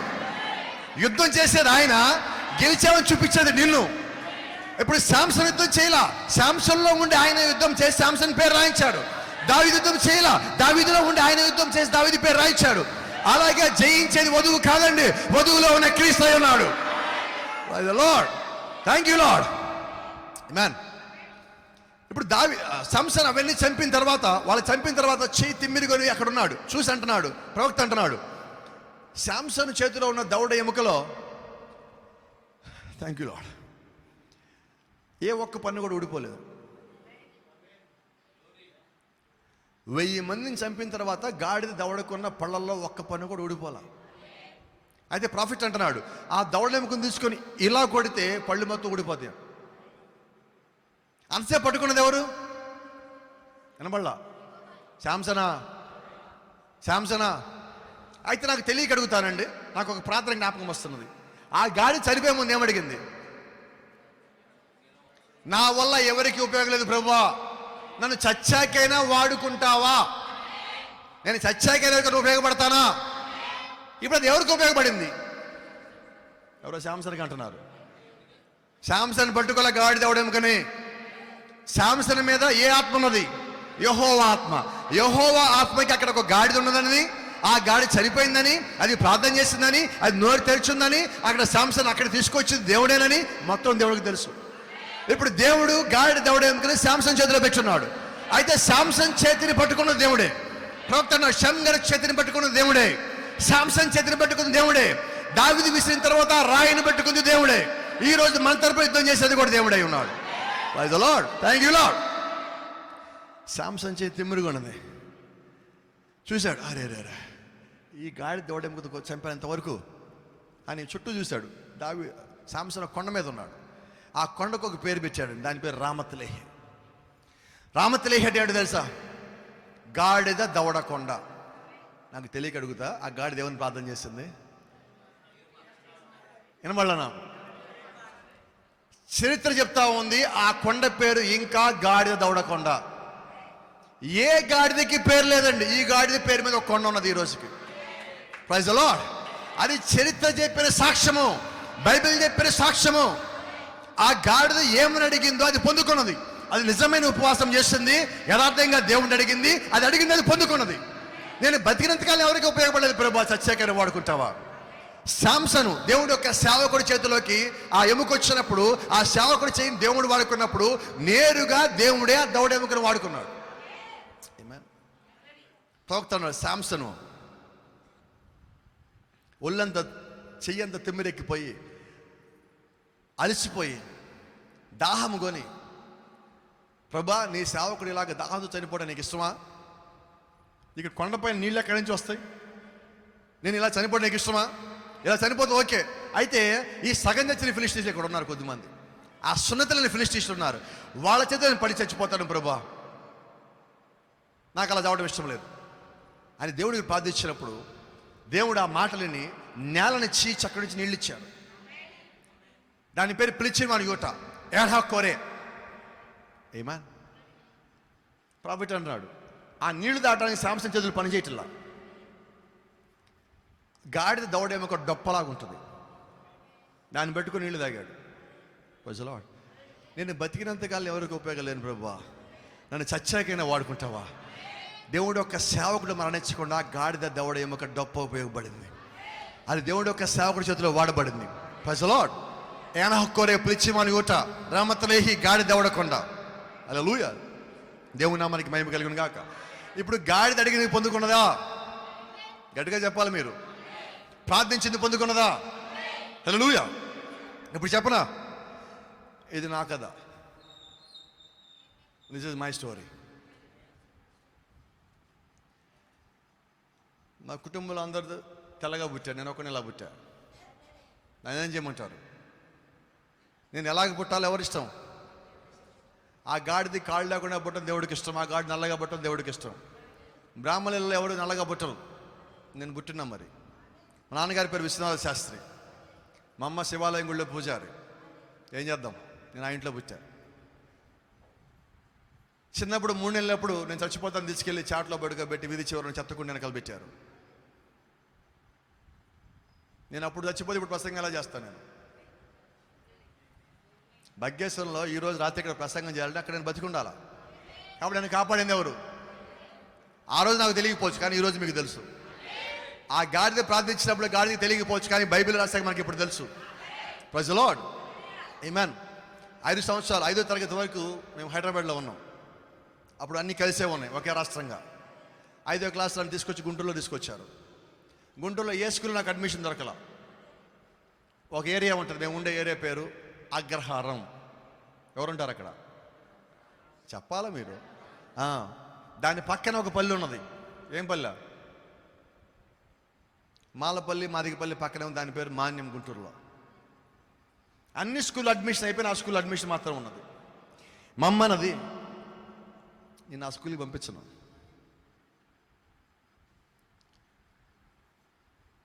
ఏమైనా కానీ చదువుపోయినప్పుడు అక్కడ నేను జాయిన్ చేయను. చుట్టుపక్కల అందరూ తిట్టారు, చుట్టాలందరూ తిట్టారు. మా అమ్మ 2 రోజులు ఆ అగ్రహారానికి మాన్యానికి మధ్యలో ఒక రోడ్డు, ఆ రోడ్డు నిలబడింది. ఎలాగైనా కూడా అక్కడి నుంచి మాస్టర్ గారు వస్తారు కాబట్టి ఆ మాస్టర్ గారితో మాట్లాడదామని హెడ్ మాస్టర్ గురించి 2 రోజులు వెయిట్ చేస్తే 2 రోజుల తర్వాత హెడ్ మాస్టర్ వచ్చారు. అప్పుడు ఆయనతో మాట్లాడి ఒక మాట చెప్పింది, మా వాడు స్కూల్లో జాయిన్ అవుతాడు, అయితే మా వాడిని ఎవడు ముట్టుకోకూడదు. అమ్మ సంగతి మీకు తెలియదు, నాకు తెలుసు. మా వాడిని ఎవడు ముట్టుకోకూడదు, వాడు ఎవరిని ముట్టుకోకుండా చూడాలి మీరు. అలాగ ఓకే అయితే మీకు స్కూల్లో జాయిన్ చేస్తా. ప్రిన్సిపాల్కి మా అమ్మ కండిషన్లు పెడుతుంది. ఎక్కడైనా ప్రిన్సిపల్ కండిషన్లు పెడతారు పిల్లలకి. ఆయన నా మీద జాలిపడి, సరే పిల్లలు చదువుపోతారు సరే అమ్మ అన్నాడు. అందరూ ఇటు పక్కన కూర్చుంటాను నేను, ఎవరు ముట్టుకోకూడదు. అయితే నా ఫ్రెండ్స్ ఏం చేసేవాళ్ళు తెలుసా? స్కూళ్ళని ముట్టుకునేవాళ్ళు కాదు, మా అమ్మ వచ్చి తీసుకెళ్ళడానికి వచ్చేది. మా అమ్మ వచ్చే సమయంలో నన్ను ముట్టుకుని వెళ్ళేవాళ్ళు. ఇలాగా అమ్మ పదరా అనేది. ఎక్కడికో తెలుసా? మా వీధి మొదట్లో బోరింగ్ పంపు ఉంటుంది, దాని కింద కూర్చోబెట్టి పంపు కింద స్నానం చేసి ఇంటికి తీసుకెళ్ళేది. నువ్వు వాళ్ళు ముట్టుకున్నావని. మా ఇంటికి ఎవరైనా వస్తే వాళ్ళకి నీళ్ళు ఇస్తే మా అమ్మ మళ్ళీ ఆ గ్లాస్ వాడదు. ఎవరైనా అక్కడ కూర్చుంటే ఆ కూర్చున్న చోట పసుపు నీళ్ళు చల్లుతుంది, మళ్ళీ ఆ కూర్చుని వాడదు. అట్లా ఉంటుంది మా అమ్మ. మరి ఆ కుటుంబంలో నేను వచ్చాను, నన్నేం చేయమంటారు? నా ఇష్టమా ఎక్కడ పుట్టాలో? కాదండి, దేవుడి ఇష్టం. ఆ గాడిద ఆ ఇంట్లో పుట్టింది, ఈ గాడిద కూడా ఇంట్లో పుట్టింది. నన్నేం చేయమంటారు? 9 ఏళ్ళ దాకా 8 ఏళ్ళ దాకా నాకు మాటలు రాలేదు సరిగ్గా. నా పేరు మోగోడు. 10వ క్లాస్ దాకా 5 పేరు నా పేరు పొచ్చోడు. ఇంట్లో అంతా తెల్లగా ఉంటా, నేను నల్లగా, నా పేరు నల్లోడు. వాళ్ళకి ఇష్టం వచ్చి నా మీద పెట్టుకున్నారు. వాళ్ళు నవ్వుకోవాలంటే నేను కావాలా, ఎగతాళి చేయాలంటే నేను కావాలా, తక్కువగా చేసి మాట్లాడాలంటే నేను కావాలా. అందరూ మా ఇంట్లో జ్ఞానం బాగా ఉన్నవాళ్ళు, నాకు ఒకటికే జ్ఞానం తక్కువ. ఇప్పటికి కూడా తక్కువ అనుకుంటాను నేను. వాళ్ళందరూ స్కూల్ ఫస్ట్, స్కూల్ సెకండ్లో. 10th క్లాస్ నేను ఎగ్జామ్ రాస్తే నాకు వచ్చిన మార్కులు అని తెలుసా? మీకు అర్థమవుతుంది అనుకోండి, ఇప్పుడు వాళ్ళకి అర్థం కావచ్చు. 4.8 వచ్చింది గ్రేడ్. గ్రేటా? అది దాని గ్రేడే అంటారు నాకు తెలిసి. 100కి 48 మార్కులు వచ్చినాయి. మా ఇంటి వాళ్ళు నేను చదివించను అన్నారు. నేను చదువుకుంటా అన్నా. ఇంట్లో నుంచి బయటికి వెళ్ళిపోయా. ఆ గాలి కూడా వెళ్ళిపోయింది కదా, వెళ్ళిపోయా నేను. అల్టిమేట్ ఏం చేసింది తెలుసా? ఒక మెడికల్ షాప్లో పనిచేశా, కిరాణా షాప్లో పనిచేశా, పాల ప్యాకెట్లు వేసా, న్యూస్ పేపర్ వేసా. బతకాలి నేను, ముందు నేనేంటో చూపించాను. కొద్ది కంప్యూటర్స్ అవి నేర్చుకున్నాను. హైదరాబాద్ వెళ్ళిపోయా, సినిమాల్లోకి వెళ్ళిపోదాం. చిన్నప్పటి నుంచి ఒక కోరుకుంది, 5వ క్లాస్ నుంచి సినిమాల్లోకి వెళ్ళి పెద్ద విలన్ అవుదాం. మా ఇంట్లో నా పేరు పొట్టోడు. మరి పొట్టోడు విలన్లాగా అవుతాడు, పొడుగు అవ్వాలిగా. నా ఇష్టం పొడుగు అవటం లేదండి. నాకు అర్థమైంది, సినిమాలోకి వెళ్ళిన డబ్బన్నా ఉండాలి, అందమని ఉండాలా, వెనకాల పేరు పెక్కతలు ఉండాలి. ఏమీ లేవు నా దగ్గర, కానీ అవ్వాలా. సినిమాల్లోకి వెళ్ళాలంటే ముందు కాదు వెనక నుంచి పోదామని చెప్పి కంప్యూటర్స్ నేర్చుకొని, గ్రాఫిక్స్ నేర్చుకొని, దాంట్లో ఇండియాలో టాప్ పెయిడ్ ఆర్టిస్ట్గా అయ్యా. నెలకి నా జీతం 2 లక్షలు. 10వ క్లాస్లో 4.8 గ్రేడ్ వచ్చి ఇంట్లోంచి పారిపోయిన ఒక వ్యక్తి జీతం అని తెలిసిన నెలకి ఎంతో ఏళ్ళు కాదండి, just 10 years. With in 10 years intermediate చదువుకున్నాం, డిగ్రీ చదువుకున్నాం. డిగ్రీలో సగంలో లాస్ట్ వదిలేసి అయ్యారు. వెళ్ళిపోవాలా, ఇళ్ళనైపోవాలా. ఎంతగా కోరిక అంటే నవ్వమాకండి ఎవరు దయచేసి. నేను కిక్ బాక్సర్ని. కరాటేలో బ్లాక్ బెల్ట్, 6 ప్యాక్, ఒకేసారి ముగ్గురిని కొట్టగలను. ఏమైనా ఇప్పుడు నన్ను ఇంట్లో ఎక్కడైతే బలహీనుడు అన్నాడో అవి నేను బలం చేసుకొని తయారవుతున్నా. అంటే నేను భౌతికంగా తయారవుతున్నా, నాకు తెలియటల్లా. దేవుడు తెలియదు, క్రీస్తు తెలియదు. ఏం చేస్తాను ఇప్పుడు? ఇంకో రహస్యం మీకు చెప్పాలి. ఇక్కడ మా ఇంట్లో మేము 5గురు, నేను 4గో వాడిని. మిగతా 4గురు కూడా ఇంటికి వచ్చి మంత్రస్థానం డెలివరీ చేస్తే అందరూ పుట్టారు ఇంట్లో. నేను ఒక్కడిని పుట్టినప్పుడు మాత్రము హైదరాబాద్లో జీడిమెట్లలో సెయింట్ విజయ్ మేరీ అనే హాస్పిటల్లో పుట్టాను నేను. విన్నారా? ఏ హాస్పిటల్? Christian hospital. మా అమ్మ అంటది కొన్నిసార్లు నన్ను చూసి, అరే పొరపాటున హాస్పిటల్లో తప్పిపోయి వచ్చాడు, నువ్వు క్రిస్తా అనేవాడివిరా అంటది మా అమ్మ. క్రిస్తా అంటే క్రిస్టియన్ అని. నువ్వు మాది కూడా మా ఇంటికి వచ్చి పడ్డవరని అంటది. ఆ మాట అనగానే మా అమ్మని తీసుకెళ్ళి అమ్మటి అద్దం ముందు ఉంచోబెడతా. మా అమ్మకి నాకు 95% పోలికలు ఉంటాయి. ఇప్పుడు తప్పిపోయి వచ్చాను ఎలాగంటది నన్ను? Praise the lord. పెళ్ళైన తర్వాత సినిమాల్లో వెళ్ళటానికి మొత్తం బ్యాక్గ్రౌండ్ అంతా రెడీ అయిపోయింది. ఒక సినిమాకి సెలెక్ట్ అయ్యా, మంచి విలన్గా, మెయిన్ విలన్గా. 5 లక్షల చెక్ కూడా అడ్వాన్స్ తీసుకున్నా. ఒక షార్ట్ కూడా తీశారు, మొత్తం అంతా ఓకే. ఇక నేను ఇంక విలన్ అయిపోయినట్టే, నా డ్రీమ్ నెరవేరిపోయింది అనుకున్నా. అయితే ఇంటికి వచ్చి ఆ చెక్కు చూపించి మా ఇంటి వాళ్ళని ఆశ్చర్యపరుద్దాం అనుకుంటే నేను వాళ్ళని ఆశ్చర్యపరిచాను. నువ్వు సినిమాలు చేయడానికి వెళ్ళలేదు.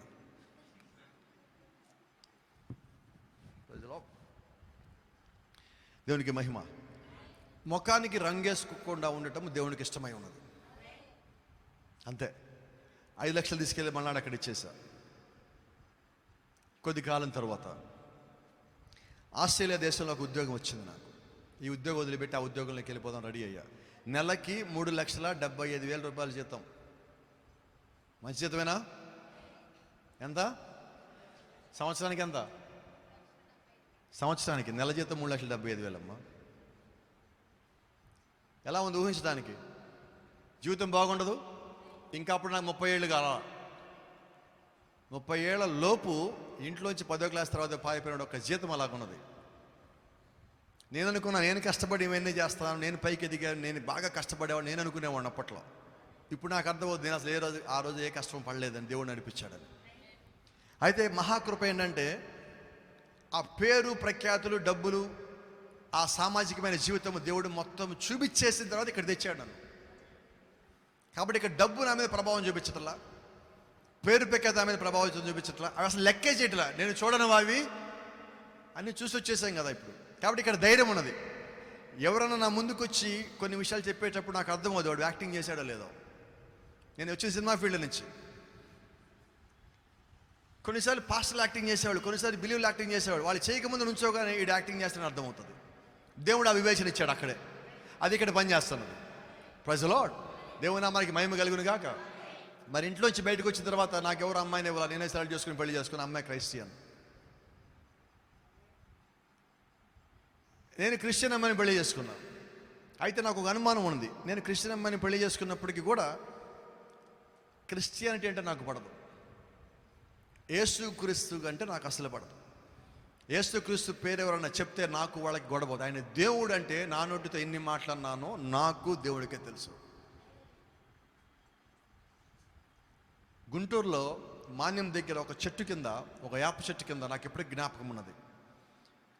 ఇంటర్మీడియట్లో మేము ఉన్నప్పుడు అక్కడ యేసుక్రీస్తు గురించి మాకు గొడవ తగినప్పుడు ఎన్నిసార్లు మేము కొట్టుకుంటే రక్తాలు వచ్చి నాకు జ్ఞాపకం ఉన్నది. గత 4 ఏళ్ల క్రితము అదే వేప చెట్టు కింద నేను నుంచొని యేసుక్రీస్తు గురించి ప్రకటిస్తుంటే నాతో గొడవ పడిన వాళ్ళు అక్కడే నుంచొని ఆ మాట అంటున్నారు. అదే చెట్టు కింద ఎక్కడైతే నేను నా నోటితో దూషించానో అదే రోడ్డు మీద మోకాళ్ళు వేసి మరి ఇక్కడ నేను దేవుడిని దూషించా, ఇక్కడ నేను దేవుడిని ఇప్పుడు మహింపరుస్తానని చెప్పడం జరిగింది. కాబట్టి గమనించండి, ప్రతి ఒక్కటి దేవుడికి తెలుసండి. ఆమేన్. కొద్ది కాలం తర్వాత నేను ఆ జాబ్ వచ్చినప్పుడు జాబ్కి వెళ్ళిపోదామని మొత్తం రెడీ అవుతున్నా. వాళ్ళు బెంగళూరులో 6 నెలలు ట్రైనింగ్ పెట్టారు. ట్రైనింగ్ తర్వాత వెళ్ళిపోవాలి. హైదరాబాద్ నుంచి ఫ్యామిలీని గుంటూరు షిఫ్ట్ చేశారు. నేను బెంగళూరుకి వెళ్ళాను. అక్కడ అడ్మిషన్ తీసుకున్నా. మొత్తం అంతా అయిపోయింది. ఒక రూమ్ తీసుకున్నా. 6 మంత్స్ అక్కడ ఉండాలి. ఫ్యామిలీతో ఒక 1 వీక్ గడిపొస్తా అని చెప్పి గుంటూరుకి వచ్చాను. ఎప్పుడైతే గుంటూరుకి వచ్చున్నానో ఇక నేను సోమవారం వెళ్ళాలి. 3:30కి బస్సు గుంటూరు నుంచి. 2:30 గంటలకి స్నానం చేద్దామని హాట్ వాటర్ వేడి నీళ్ళు తీసుకొచ్చి బాత్రూంలో ఇలా పెట్టున్నాను. నా జ్ఞాపకం ఉన్నది. 2:30 నుంచి 3:30, 4:30, 5:30 దాకా నేను అక్కడే ఉన్న బాత్రూంలో. అలాగే వెనకాల L4, L5, L3 ఈ మధ్యలో బ్యాక్ బోన్లో చివరి భాగంలో కండ పైకి ఇలాగ వచ్చింది. నేను నుంచుంటే ఆ కండ నొక్కుంటుంది, భరించలేని నొప్పి, నిలబడలేను, నుంచోలేను. ఇక్కడి నుంచి 2 కాళ్ళు కిందకి చచ్చిపడిపోయాను. 1.5 డే, సంవత్సరన్నర, 1.5 రోజు నన్ను అక్కడి నుంచి బాతుల నుంచి మోసుకొచ్చి బెడ్ మీద కూర్చోబెట్టారు. గుంటూరు నారాయణరావు గారిని ఒక డాక్టర్ ఉంటే, గవర్నమెంట్ హాస్పిటల్ డాక్టర్ డీన్, ఆయన దగ్గర తీసుకెళ్తాను ఒక మాట చెప్పాడు. 6 months బెడ్ రెస్ట్ చేయండి అన్నాడు. అయితే ఒక మాట చెప్పాడు, అమ్మ ఇది ఇప్పటికిప్పుడే రాదు, ఇంతకుముందు ఎప్పుడో వచ్చి ఉంటుంది అన్నాడు. నేను నాకు ఎప్పుడు రాలేదు అన్న. లేదు ఆయన వచ్చింది అంటాడు, నాకైతే రాలా. విషయం ఏంటి తెలుసా, నేను ఆ ఉద్యోగంలో జాయిన్ అయితే ఇక నాకు దేవుడికి సంబంధం ఉండదు. ఇప్పుడు దేవుడు పరిచయం చేయాలా, నేను అక్కడికి వెళ్తే అటు నుంచి వెళ్ళిపోదామని ఆలోచన నాది. ఇండియాలో ఉండటం నాకు ఒక్కరోజు కూడా ఇష్టం లేదు. ఇప్పుడు ఏం చేయాల్సి వచ్చింది? నా ఇష్టమా నీ ఇష్టమా? అర్థమవుతుందా? Praise the lord. గమనించండి, కొంచెం ఆ రోజు నేను అలాగున్న తర్వాత ఒక స్ప్రే ఇచ్చారు నాకు. నేను స్నానం చేసిన తర్వాత ఆ స్ప్రే కొట్టుకుంటే అరగంట సేపు స్ట్రైట్గా ఉంటా, తర్వాత ఇలా వంగిపోవాలి కిందకి. నుంచోలేను, కూర్చోలేను, పడుకోలేను, నడవలేను. అది ఆగస్టు 21 జరిగినది. అక్టోబర్ 21 నన్ను ఇక్కడి నుంచి తీసుకొని వచ్చి ఇక్కడ అమలాపురం, మీకు తెలుసు అనుకుంటా, అమలాపురం దగ్గర ఒక చిన్న పల్లెటూరు ఉంటే నన్ను తెచ్చి అక్కడ పెట్టారు. ఆ ఇల్లు ఎవరిదంటే ఒక పెంతెకోస్తు బిల్లు ఎవరిది, మా మామయ్య గారు వాళ్ళ అక్కయ్యది. ఆ ఇంట్లోనే పెట్టారు. ఆ ఇంట్లోకి వెళ్ళిన తర్వాత దానికన్నా ముందుకు వచ్చిన సంఘటన చెప్పాలి. అది 2008 నాకు జ్ఞాపకం ఉన్నది. అదే సంవత్సరం అయ్యప్ప మాల వేసుకున్నాను. 2008 జనవరి 14వ తారీఖు అయ్యప్ప మాల వేసుకున్నాను నేను. ఎందుకంటే ఇంట్లో వాళ్ళని క్రిస్టియన్గా మారుస్తారేమో అని అనుమానం వచ్చింది నాకు. వాళ్ళని మార్చకుండా ఉండాలంటే నా అయ్యప్ప మాల వేసుకోవాలా, లేదంటే హిందువులుగా ఉండే ప్రతి ఒక్క పూజ చేస్తావు అంటే నన్ను వాళ్ళు ఇలా చేయరు కదా అని ఒక చిన్న ఆలోచన చేసి అయ్యప్ప మాల వేసుకుని నేరుగా ఇంట్లో చెప్పకుండా వచ్చేసా. చూపించాలి, నేను చూపిస్తే కరెక్ట్గా ఉంటుందేమో.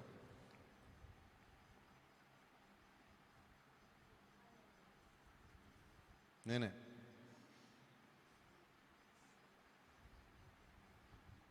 2008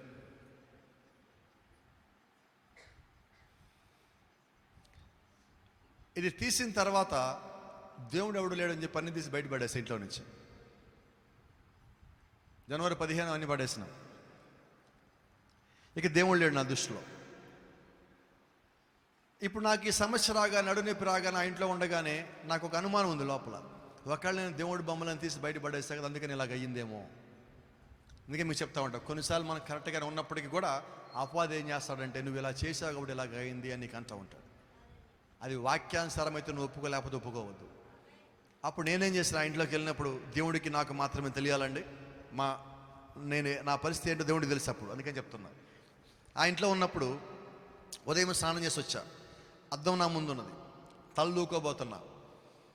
ఎదురుగా బైబిల్ ఉన్నది. నేను అప్పటికి 2 రోజుల నుంచి దేవుడికి దండం పెట్టుకొని నేను తప్పైపోయిందేమో అని అందామని ఒక రకమైన ఆలోచనలో ఉన్నా. ఎప్పుడైతే ఈ బైబిల్ నా ముందున్నదో, ఆ బైబిల్ మొత్తం క్లోజ్ చేసి ఇలాగ ఉన్నదండి నా ముందు. నాకు ఇంకా జ్ఞాపకం ఉన్నది, మొత్తం నాకు గుర్తుంది ఆ రోజు ఏం జరిగింది.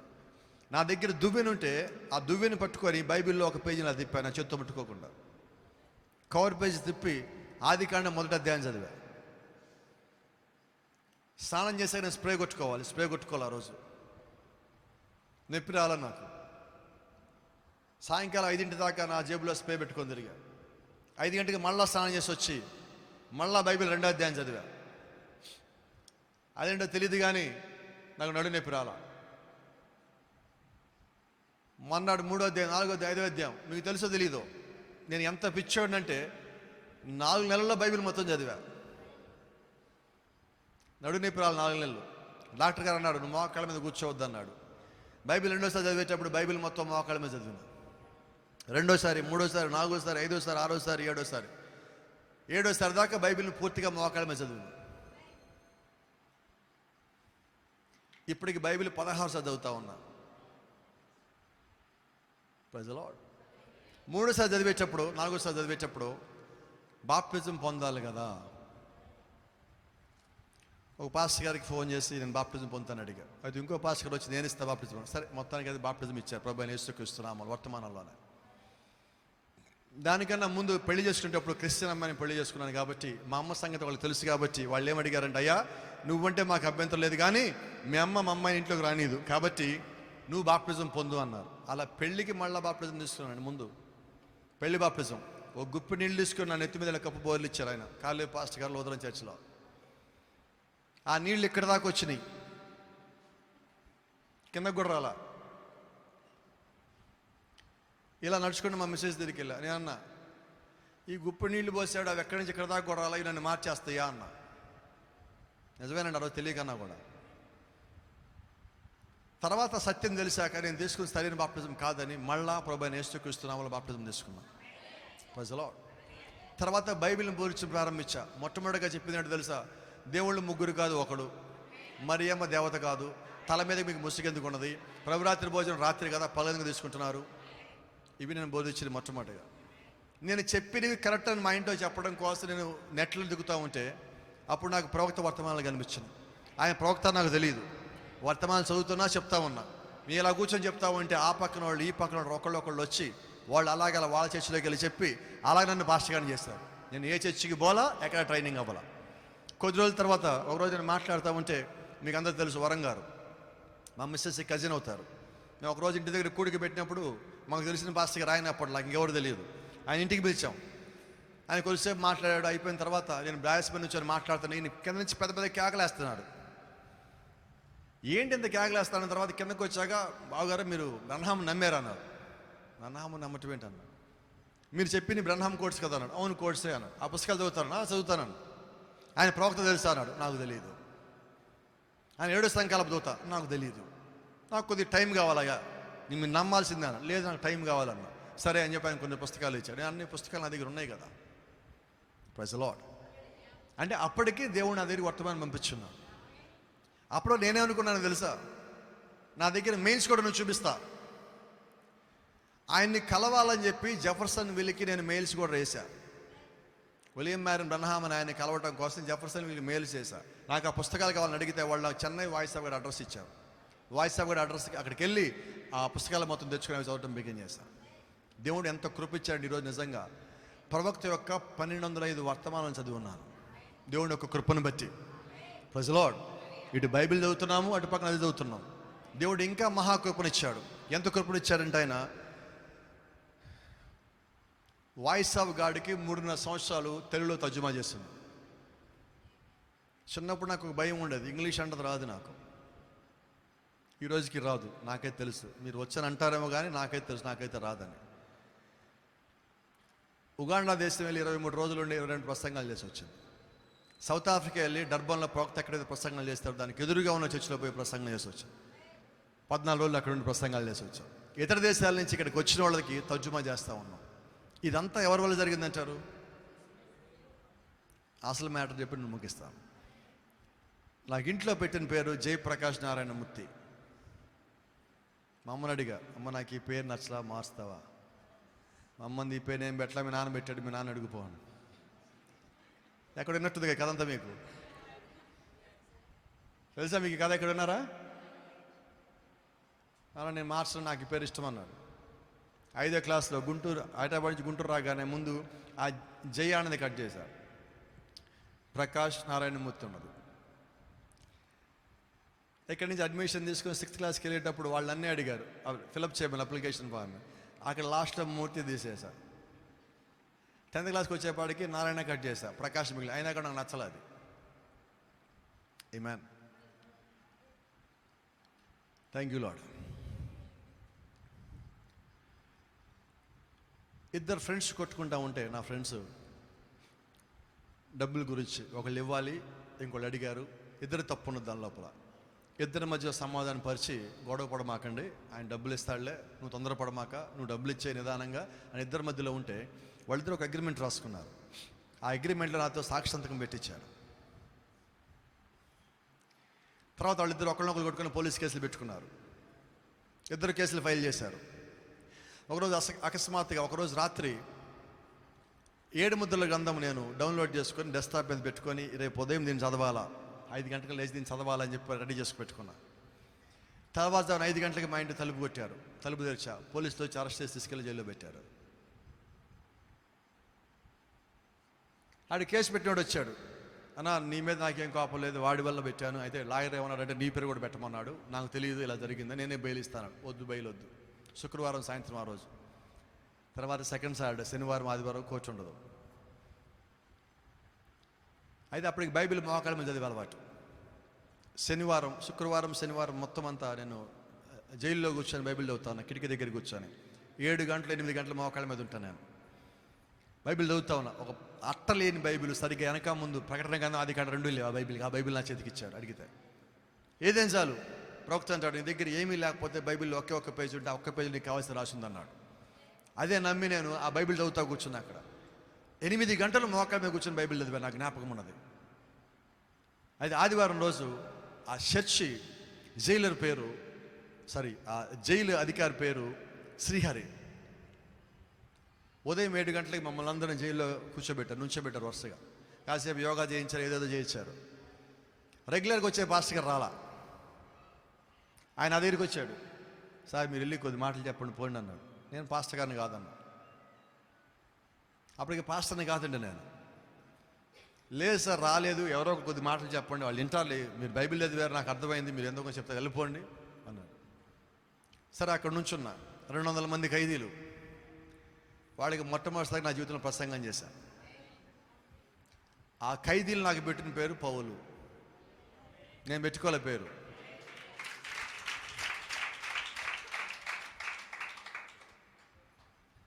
Praise the lord.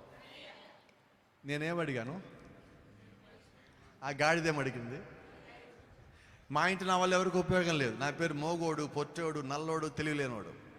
ప్రభా నేను ఎవరికి పనికిరాను ప్రభా వాడుకోమంటే, ఈరోజు అంటే ఇది అతిశయపడ తగదు కానీ అతిశయపడవలసి వచ్చిందని అందుకని చెప్తా ఉన్నా. దేవుడు కృపను బట్టి కొన్ని 100 మంది పాస్టర్ గారు ఫోన్లు చేసినప్పుడు ప్రశ్నలు చెప్పడానికి దేవుడు జ్ఞానం ఇచ్చాడు. 100, 1, 2 కాదు. ఇతర దేశాలు కానీ ఈ దేశం కానీ రాంగ్ డాక్టర్లను వస్తే మాట్లాడటానికి, టఫ్ సబ్జెక్ట్ బైబిల్లో వస్తే మాట్లాడడానికి దేవుడు జ్ఞానం ఇచ్చాడు. అయితే ఈ రోజుకి నా దృష్టిలో నేనైతే అజ్ఞానినే. మా ఇంట్లో వాళ్ళు నాకు చిన్నప్పుడు ఏమన్నారో నాకు ఇంకా అది జ్ఞాపకం. ఇప్పుడు కూడా నేను అదే అంట. నేను ఏదైనా నిశ్చయిత దేవుడిది, నాదైతే ఏమీ లేదు దాని లోపల. ఇంత పరిచర్య సౌత్ ఇండియా మొత్తం పరిచర్య చేస్తున్నాం. దేవుడి కృపలో ఇప్పటికి వర్తమానంలోకి వచ్చిన తర్వాత 30 మంది సేవకులకి ఆర్డినేషన్ ఇవ్వడానికి దేవుడు నాకు అనుమతి ఇచ్చాడు. Praise the lord. 23 మంది డినామినేషన్ పాస్టర్ గారిని వర్తమానంలోకి మార్చడానికి దేవుడు మాకు పర్మిషన్ ఇచ్చాడు, అనుమతి ఇచ్చాడు. Praise the lord. ఇవన్నీ ఎవరి వల్ల సాధ్యం? చిన్నప్పుడు నాకు మాట్లాడిగా మరి ఎలాగ అడిగానని తెలియదు. నేనైతే అడిగింది నాకు జ్ఞాపకం కూడా లేదు. మా ఇంట్లో నా పేరు దేనికి పనికిరానోడు. ఆ గాడిదని ఏమన్నారు నాకు జ్ఞాపకం ఉన్నది. నా పేరు కూడా అదే ఇంట్లో. వీడు దేనికి పనికిరాడు, తెల్లగా లేడు, అందంగా లేడు, చదువు లేదు, జ్ఞానం లేదు, హైటు లేడు, మోగోడు, నెత్తోడు, మాటలు సరిగ్గా రావు, మైండ్ సరిగ్గా ఎదగల. ఇవి నా పేర్లు. అప్పుడు అది వింతైన విషయం ఏంటంటే మా ఇంట్లో అందరిలోకి నేనే ముందు సెటిల్ అయ్యాను. అదేంటో తెలియదు నాకు. అయితే దేవుడి కృపను బట్టి ఈరోజు కుటుంబంలో అందరూ కూడా లోపల రావాలని ప్రయత్నం చేస్తున్నాం, ప్రార్థన చేస్తున్నాం. ముగిచ్చే ముందు ఒక మాట. రీసెంట్గా పోయిన నెలలో మా అమ్మని కలిశాను నేను. 2004లో వివాహం చేసుకున్నాక మా అమ్మ అన్నది నీకు నాకు సంబంధం లేదు పో అన్నది. సరే అన్నప్పటికీ కూడా మరి తల్లి కాబట్టి ఆమెను ఎప్పటికైనా దీనిలోకి తేవాల్సిన బాధ్యత నాకు ఉన్నది కాబట్టి ఆమె ఎక్కడో జాగ్రత్త చూసుకుంటూ వస్తున్నాం. పెళ్ళయ్యాక మొదటిసారి మా మిస్సెస్ తీసుకుని వెళ్ళాను నేను 17 ఏళ్ల తర్వాత. ఎదురుగా కూర్చొని మా అమ్మ నన్ను గుర్తుపట్టలా. వేరే వాళ్ళ బంధువులు వచ్చి గుర్తుపట్టి పలకరించారు. మా అమ్మని చూసింది, నన్ను ఇట్లా చూస్తూ ఉన్నది. పలకరించాను, నేను బాగున్నామన్నా. మా అమ్మ నన్ను సీరియస్ చూసి మాది కూడా నా గుళ్ళో రావడానికి లేదు, బయటికి పోయింది. 17 ఏళ్ళ తర్వాత. మా అమ్మ ఏమాత్రం మారదండి నాకు తెలుసు. మేమేం గొడవ పెట్టుకోవాలి. మా మిస్సెస్ చెప్పి ఆమె అంటది, ఆమె తల్లి కాబట్టి అంటది, ఆమె ఇంకా లోకరీతిగానే ఉన్నది కాబట్టి ఆ మాటలను పట్టించుకోవద్దు. దేవుళ్ళలోకి అవి రావాలంటే మనం కొన్ని ఇలా భరించాల్సిందే. దాన్ని సిద్ధపడితే వెళ్దాం పదని సిద్ధపడతానని వెళ్ళి. Praise the lord. ఇంకో మాట ఉదయం కూడా చెప్పిన మళ్ళీ మీకు జ్ఞాపకం చేస్తాను. 2007లో నాకు కూతురు పుట్టింది. 2011లో సెకండ్ కన్సీవింగ్ కోసం డాక్టర్ని కన్సల్ట్ అయితే డాక్టర్లు ఏం చెప్పారంటే మీ మిస్సెస్కి పిల్లలు పుట్టరని చెప్పారు. గుంటూరులో హైమా హాస్పిటల్లో, హైమావతి అని డాక్టరు, మంచి పేరున్న హాస్పిటల్. పిల్లలు పుట్టరని చెప్పారు. అప్పటికి దేవుళ్ళలోకి వచ్చున్నాం, దేవుడి కృపను బట్టి. ఆ రోజు ఒక్కొక్క మాట చెప్పాం, అమ్మ దేవుడు నాకు కుమారుని ఇచ్చాడు, నీ దగ్గరికే వచ్చి కన్ఫర్మేషన్ కాక నీ దగ్గరికే వస్తానని చెప్పాను. అది మర్చిపోయాం మేము, నమ్ముతున్నాం దేవుడు ఇస్తాడని మాత్రం. 2020 సంవత్సరము ఫిబ్రవరి 10వ తారీఖు మా మిస్సెస్ని తీసుకొని ప్రెగ్నెంట్ టెస్ట్ చేసుకున్న తర్వాత అదే హాస్పిటల్కి వెళ్ళాం అనుకోకుండా. అదే డాక్టర్ అక్కడ ఉన్నది, ఆమె చెప్పింది నీ మిస్సెస్ ప్రెగ్నెంట్ నిజమే అని చెప్పింది. ఆమేన్. తర్వాత వేరే హాస్పిటల్కి వెళ్ళాం, కారు మంచి నళ్ళి అని. 3 నెలల 4 నెలలు జరుగుతున్నది. మేము డాక్టర్తో ఏమన్నామంటే లోపల బాబు ఎలాగున్నాడు అడిగేవాడిని నేను. ఆమె 5 నెలలు ఉన్నది, నువ్వేం మాటకు ముందు బాబుని కన్ఫర్మ్ అవుతున్నావు అనేది. అమ్మ ఇది ప్రెగ్నెన్సీ దేవుడు ఇచ్చింది నిజమైతే పుట్టేది కొడుకే అవుతాడు. ఆమేన్. 6 నెలలు 7 నెలలు అడిగింది. వేరే ఒక చోట స్కానింగ్ చేస్తుంటే వాళ్ళు అడిగారు, అయ్యా ఏమైనా తెలుసుకోవాలి, నీకు ఏమైనా ఉన్నదా ఇంట్రెస్ట్ అన్నాడు. ఏమాత్రం ఇంట్రెస్ట్ లేదు, నా అబ్బాయి నాకు అనవసరం, నాకు తెలుసు అబ్బాయే, ఇంకెందుకు కన్ఫర్మేషన్ కోసం మళ్ళా. ఇంకో సంగతి, ఫిబ్రవరి నెలలో ఎప్పుడైతే ప్రెగ్నెన్సీ కన్ఫర్మ్ అయిందో 2 రోజుల తర్వాత చర్చిలో ప్రసంగం చేస్తాం, దేవుడు నా కొడుకు ఇచ్చాడని. 2వ నెలలో డాక్టర్ అంది 4 నెలల దాకా మీరు ఎవరికి చెప్పొద్దంది. మేము చెప్తానే ఉన్నాం, ఎందుకంటే సాక్ష్యం దాయొద్దు, చెప్తానే ఉన్నాం. Praise lord. ఇంకా వింతైన విషయం ఏంటంటే అదంతా కరోనా టైం, పోయిన సంవత్సరం అంతా ఇంట్లోంచి ప్రసంగాలు చేసేవాడిని. అలాగా నా కొడుకు ఎక్కువ ప్రసంగాలు విన్నాడు లోపల నుంచి. ప్రసంగం చేసినంతసేపు లోపల నుంచి కదులుతూ ఉన్నాడు, ప్రసంగం అయిపోయినా ఆగేవాడు. Praise lord. ఇప్పుడు చర్చిలో కూడా అందరికన్నా గట్టిగా ఆమెను వాడే చెప్పేది. 13 నెలలు ఇప్పుడు వయసు, కొడుకే పుట్టాడు. సోమవారం డెలివరీ అవుతుంది. శుక్రవారం రోజు రాత్రి ఒక దర్శనం చూస్తున్నాం. మా మిస్సెస్ ఒక దర్శనం చూస్తుంది. మా మిస్సెస్ దర్శనంలో తల గుండ్రంగా ఉంటుందని చూస్తుంది. మరి నాకు వచ్చిన దర్శనంలో తెల్లగా పుట్టాడని చూస్తుంది. ఆఫ్రికా దేశంలో ఒక పాస్టర్ గారు వాళ్ళ మిస్సెస్ వాళ్ళిద్దరు ఒక దర్శనం చూసి, అయ్యా నీ కొడుకు పుట్టినప్పుడు నీ కొడుకు కర్లింగ్ హెయిర్ ఉంటుందని చెప్పారు. Praise lord. దేవుని నామానికి మహిమ కలుగును గాక. ఇప్పుడు మా కొడుకు ఎలా పుట్టాడంటే తెల్లగా పుట్టాడు, రౌండ్ ముఖంతో పుట్టాడు, కర్లింగ్ హెయిర్తో పుట్టాడు. ఆమేన్. నాకు పుట్టేటప్పుడు ఒక చిన్నది మాత్రం ఉండింది, నిజం చెప్పాలి మీకు ఏదైనా కూడా, ఏంటంటే నాలాగా నల్లగా పుడతాడేమో, ఇన్ని అవమానాలు పడ్డా కదా నేను ఇక్కడ ఉన్నప్పుడు, నాలాగా ఇలా పుడతాడేమో అని ఒక చిన్నది మూల ఎక్కడో ఒకటి ఉండిపోయింది. అయితే ఏదైనా దేవుడి చిత్తం అనుకున్నా, ఎదుగు ఇలాగ పుట్టాడు.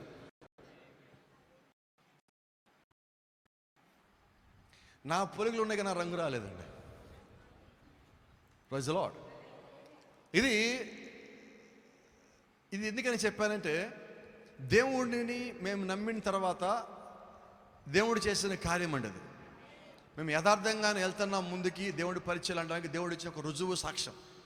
ఈరోజు గుంటూరులో మిగతా సంఘాల్లో కొన్ని చోట్ల డినామినేషన్లు వాళ్ళ చర్చిలో సాక్ష్యం చెప్పుకోవడానికి కోసం ఇది వాడుతున్నారు. ఇప్పుడు ఇది దేవుడి కృప. Praise the lord. ఒకప్పుడు ప్రకాష్ అంటే వాడికి తెలీదు. ఇప్పుడు దేవుడి కృపను బట్టి మా ఇంట్లో పక్కన పెడితే బయట దేశాలు దాదాపు 128 దేశాలు నాకు బంధువులు ఉన్నారు. 128 దేశాలు దేవుడి కృపను బట్టి. ఒక మాట, మాకు మ్యారేజ్ అయిన తర్వాత మా మేనమామ మా ఇంటికి వచ్చాడు. వచ్చి అరే ఇట్లా మన బంధువులు పెళ్ళుందిరా అన్నాడు. సరే అన్నాం అని ఆయన మొదటిసారి మా ఇంటికి వచ్చాడు. పెళ్ళైన తర్వాత మంచి సంపాదన, నెలకు 2 లక్షలు సంపాదిస్తున్నాం. మా ఇంటికి వచ్చారు, మమ్మల్ని అప్పుడు దాకా దూరంగా ఉంచారు. మా ఇంటికి వచ్చారు కానీ సంతోషంతో ఆయన చంద్రబాబు తీసుకుపోయి ఆయనకి కావాల్సిన ఫ్యామిలీకి మొత్తం అన్ని కొనిచ్చి మంచి హోటల్ ప్యారడైజ్ తీసుకెళ్ళి ఆయనకి కావాల్సిన మొత్తం పెట్టి మధ్యాహ్నం ఇంటికి తీసుకొచ్చి అన్నీ చేసి మళ్ళీ సాయంకాలం ఇంట్లో స్పెషల్గా భోజనం వండించి అన్నీ చేసిన తర్వాత ఆయన వెళ్ళిపోయేటప్పుడు ఆ బ్యాగ్ మొత్తం తీసుకొని బట్టలు మొత్తం తీసుకొని వెళ్తా నా భుజం మీద చెయ్యేసి చేతిలో నాకు ఆ వెడ్డింగ్ కార్డు పెట్టి ఒక మాట చెప్పాడు, అరే నువ్వు కానీ నీ భార్య కానీ పెళ్ళికి రాకండ్రా అని చెప్పాడు. మిమ్మల్ని వెళ్ళేసాము మా కుటుంబం నుంచి, మీరు పెళ్ళికి రావద్దన్నాడు. అలాంటి ఇన్విటేషన్ మీకు ఎప్పుడన్నా ఎవరైనా ఇచ్చారా? నువ్వు క్రిస్తాన్ అమ్మాయిని పెళ్లి చేసుకున్నావు కాబట్టి నేను వెళ్ళేసామని చెప్పాడు. అది పొద్దున్నే చెప్పొచ్చు, 9 గంటలకు వచ్చినప్పుడు. భోజనం చేసే ముందు కూడా చెప్పొచ్చు, షాపింగ్కి వెళ్ళే ముందు కూడా చెప్పొచ్చు. సాయంకాలం భోజనం చేసి మళ్ళీ కిళ్ళీ లేదని కిళ్ళి అడిగి తెప్పించుకొని కిళ్ళి వేసుకున్నాక నాకు ఈ మాటలు చెప్పాడు. ఎంత ప్రేమ నిజంగా నా మీద ఆయనకి. షాక్ అయిపోయాం. నాకు ఆయన ఇలా పెళ్ళిందని కార్డు కానీ నాకు ఎమ్మటే తిరుపతిలో పద్మావతి కాలేజీలో సెమినార్ ఉన్నది. వాళ్ళకి ఫోన్ చేసి, సార్ ఇలా నాకు చాలా ఇంపార్టెంట్ మ్యారేజ్ ఉన్నది, మా బంధువులది, చాలా కాలం తర్వాత వాళ్ళని కలుసుకున్నాం, మరి నాకు కొంచెం పోస్ట్ పోన్ చేయండి అంటే వాళ్ళు అప్పటికప్పుడు పోస్ట్ పోన్ చేశారు. 2000 మందితో సెమినార్ అది. నాకు ఇచ్చిన గిఫ్ట్ ఏంటి ఇక్కడ? మా కుటుంబంలో మేము 5గురం. మా నాన్న తరపున బంధువులంతా 4. మా అమ్మ వాళ్ళ నాన్న సంతానం, ఒకే తండ్రి సంతానం 22 మంది. 22 మంది ఫ్యామిలీ, ఒకే ఫ్యామిలీ. మరి అంత పెద్ద కుటుంబము ఈ రోజుకి వాళ్ళకి నా ముఖం ఎలాగుందో తెలియదు. 17 ఏళ్లలో పూర్తిగా వదిలేశారు. వాళ్ళ ఇల్లు తెలియదు, నాకు ఇంటి పేర్లు తెలియదు. వాళ్ళు ఎదురుపడ్డా కూడా నేను గుర్తుపట్టలేరు, అని వాళ్ళు గుర్తుపట్టలేరు. అయితే ఒక సంగతి చెప్పన, నేను ఒకవేళ పాలకొల్లో బెగ్గేశ్వరం వస్తే నాకు ఇక్కడ బంధువులు ఉన్నారు. మీకు తెలుసా? ఉన్నారు ఇక్కడ నా బంధువులు. నేను మీ ఇంటి ముందు వెళ్తాను, పిలుస్తారు, పాస్టర్ రండి లోపల కూర్చొని భోజనం పెడతారు, కాఫీ ఇస్తారు. Praise the lord. మధ్యలో రీషా గారు ఫోన్ చేస్తారు, బ్రదర్ ఎలాగున్నారు, చాలా కింద మిమ్మల్ని చూసి. మా ఇంటి నుంచి నాకు ఫోన్ లేవండి. ఎక్కడి నుంచి ఉన్నాయి అంటే క్రీస్తులో ఉన్న బంధువుల నుంచి నాకు ఈరోజు ఫోన్లు ఉన్నాయి. కాబట్టి ఈరోజు ఏమైనా సంపాదించుకున్నానంటే యేసు క్రీస్తుని సంపాదించుకున్నా. God bless you. దేవుడు మిమ్మల్ని దీవించును గాక. మరి సమయాన్ని ఇచ్చిన దేవుని సేవకునికి వందనాలు తెలియజేసుకుంటున్నాం. షలోమ్.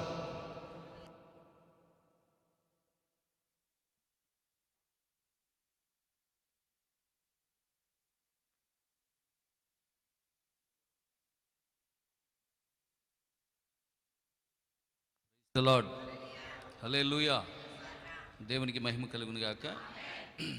మంచిది. మరి ఇంతవరకు చక్కటి దైవ సందేశం అందించినటువంటి దైవ సేవకులకు మరి నా ప్రత్యేకమైనటువంటి వందనాలు. పాస్టర్ గారికి సంఘం తరఫున, కుటుంబం తరఫున కూడా తెలియజేస్తున్నాను. Thank you brother. God bless you. Praise the lord. Hallelujah. మరి వాక్యంతో పాటు ఆయన యొక్క అనుభవ సాక్ష్యం, చిన్న సాక్ష్యం కాదు, పెద్ద సాక్ష్యం. హల్లెలూయా. దేవునికి మహిమ కలుగును గాక. అవునా? సరే, ఎప్పుడు మనం సాక్ష్యం చెప్పినా దేవుడు ఈ కొద్ది సాక్ష్యం, ఈ చిన్న సాక్ష్యాలు ఇక మానేయండి. అది ఇక ఈ పెద్ద సాక్ష్యమే, లేదా గొప్ప సాక్ష్యం. అయితే పెద్ద సాక్ష్యం, లేకపోతే గొప్ప సాక్ష్యం. హల్లెలూయా. దేవునికి మహిమ కలుగును గాక. ఆమేన్. ఎంతమంది సంతోషం ఉన్నారు? ఇంకా కొంచెం. హల్లెలూయా. దేవునికి మహిమ కలుగును గాక. మరి ప్రార్థన చేయండి. మరలా 26వ తారీఖున మన మధ్యలోకి ఇందాక పాస్టర్ గారు చెప్పినటువంటి సేవకులు పాస్టర్ వరం గారు వస్తున్నారు. మరి వారు కూడా చక్కటి దైవ సందేశం అందించి సంఘాన్ని మరి చక్కగా ఆత్మీయమైనటువంటి విధానంలోకి నడిపించాలని మీ అనుదిన ప్రార్థనలో జ్ఞాపకం చేసుకోండి. హల్లెలూయా. ఆమేన్. ఇప్పుడు గాడిద ఎక్కడ ఉంది చెప్పండి.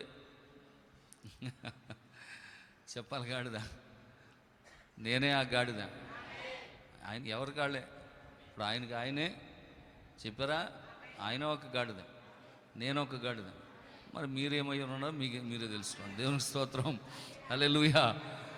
కనుక అందరూ కూడా లేచి నిలబడదాం. హల్లెలూయా. పేరు పెట్టి పిలిచినవాడు విడుబడు ఎన్నడు, సతీర్చు దేవుడు ఆదరించును. అందరూ కూడా కలిసి పాడదాం. పేరు పెట్టి పిలిచినవాడు విడుబడు ఎన్నడు, ఆశ తీర్చు దేవుడు ఆదరించును. ఆశలన్నీ అడి ఆశలుగా మార్చునంత విపరీతముగా చేయునదే నీ పాపము. ఆశలన్నీ అడి ఆశలుగా మార్చునంత విపరీతంగా చేయునది నీ పాపము. యెహోవా దయాళుడు, గ్లోరీ. యెహోవా దయాళుడు, ఆయన కృప నిత్యముండును. యెహోవా దయాళుడు, యెహోవా దయాళుడు, ఆయన కృప నిత్యముండును. ఎవరు ఉన్నా లేకపోయినా యేసు ఉంటే చాలు, లోకమంతా విడనాడినా నిన్ను విడవడు. నిజమేనా? ఎవరు ఉన్నా లేకపోయినా యేసు ఉంటే చాలు, లోకమంతా విడనాడినా నిన్ను విడవడు. శ్రమయు వ్యాధి హింసయైనను కరువు వస్త్రహీనతైనను ఖడ్గ మరణమెదురే అయినను. శ్రమయు బాధ హింస అయినను ఖడ్గ మరణమెదురే అయినను.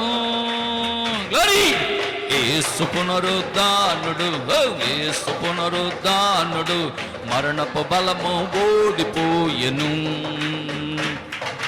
యేసు పునరుద్ధానుడు, యేసు పునరుద్ధానుడు మరణపు బలము ఓడిపోయెను.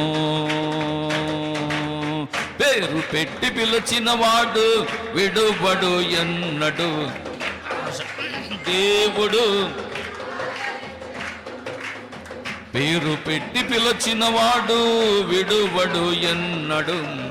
ఆశ తీర్చు దేవుడు ఆదరించును. హల్లెలూయా, హల్లెలూయా, హల్లెలూయా. పేరు పెట్టి నిన్ను పిలిచినటువంటి దేవుడు. ఆమేన్, హల్లెలూయా. దేవునికి మహిమ కలుగును గాక. ఖైదీల మధ్య సువార్త ప్రకటించిన ఆ పౌలు యొక్క పేరుని ఈరోజు ఆ పేరు దేవుడే పెట్టాడు.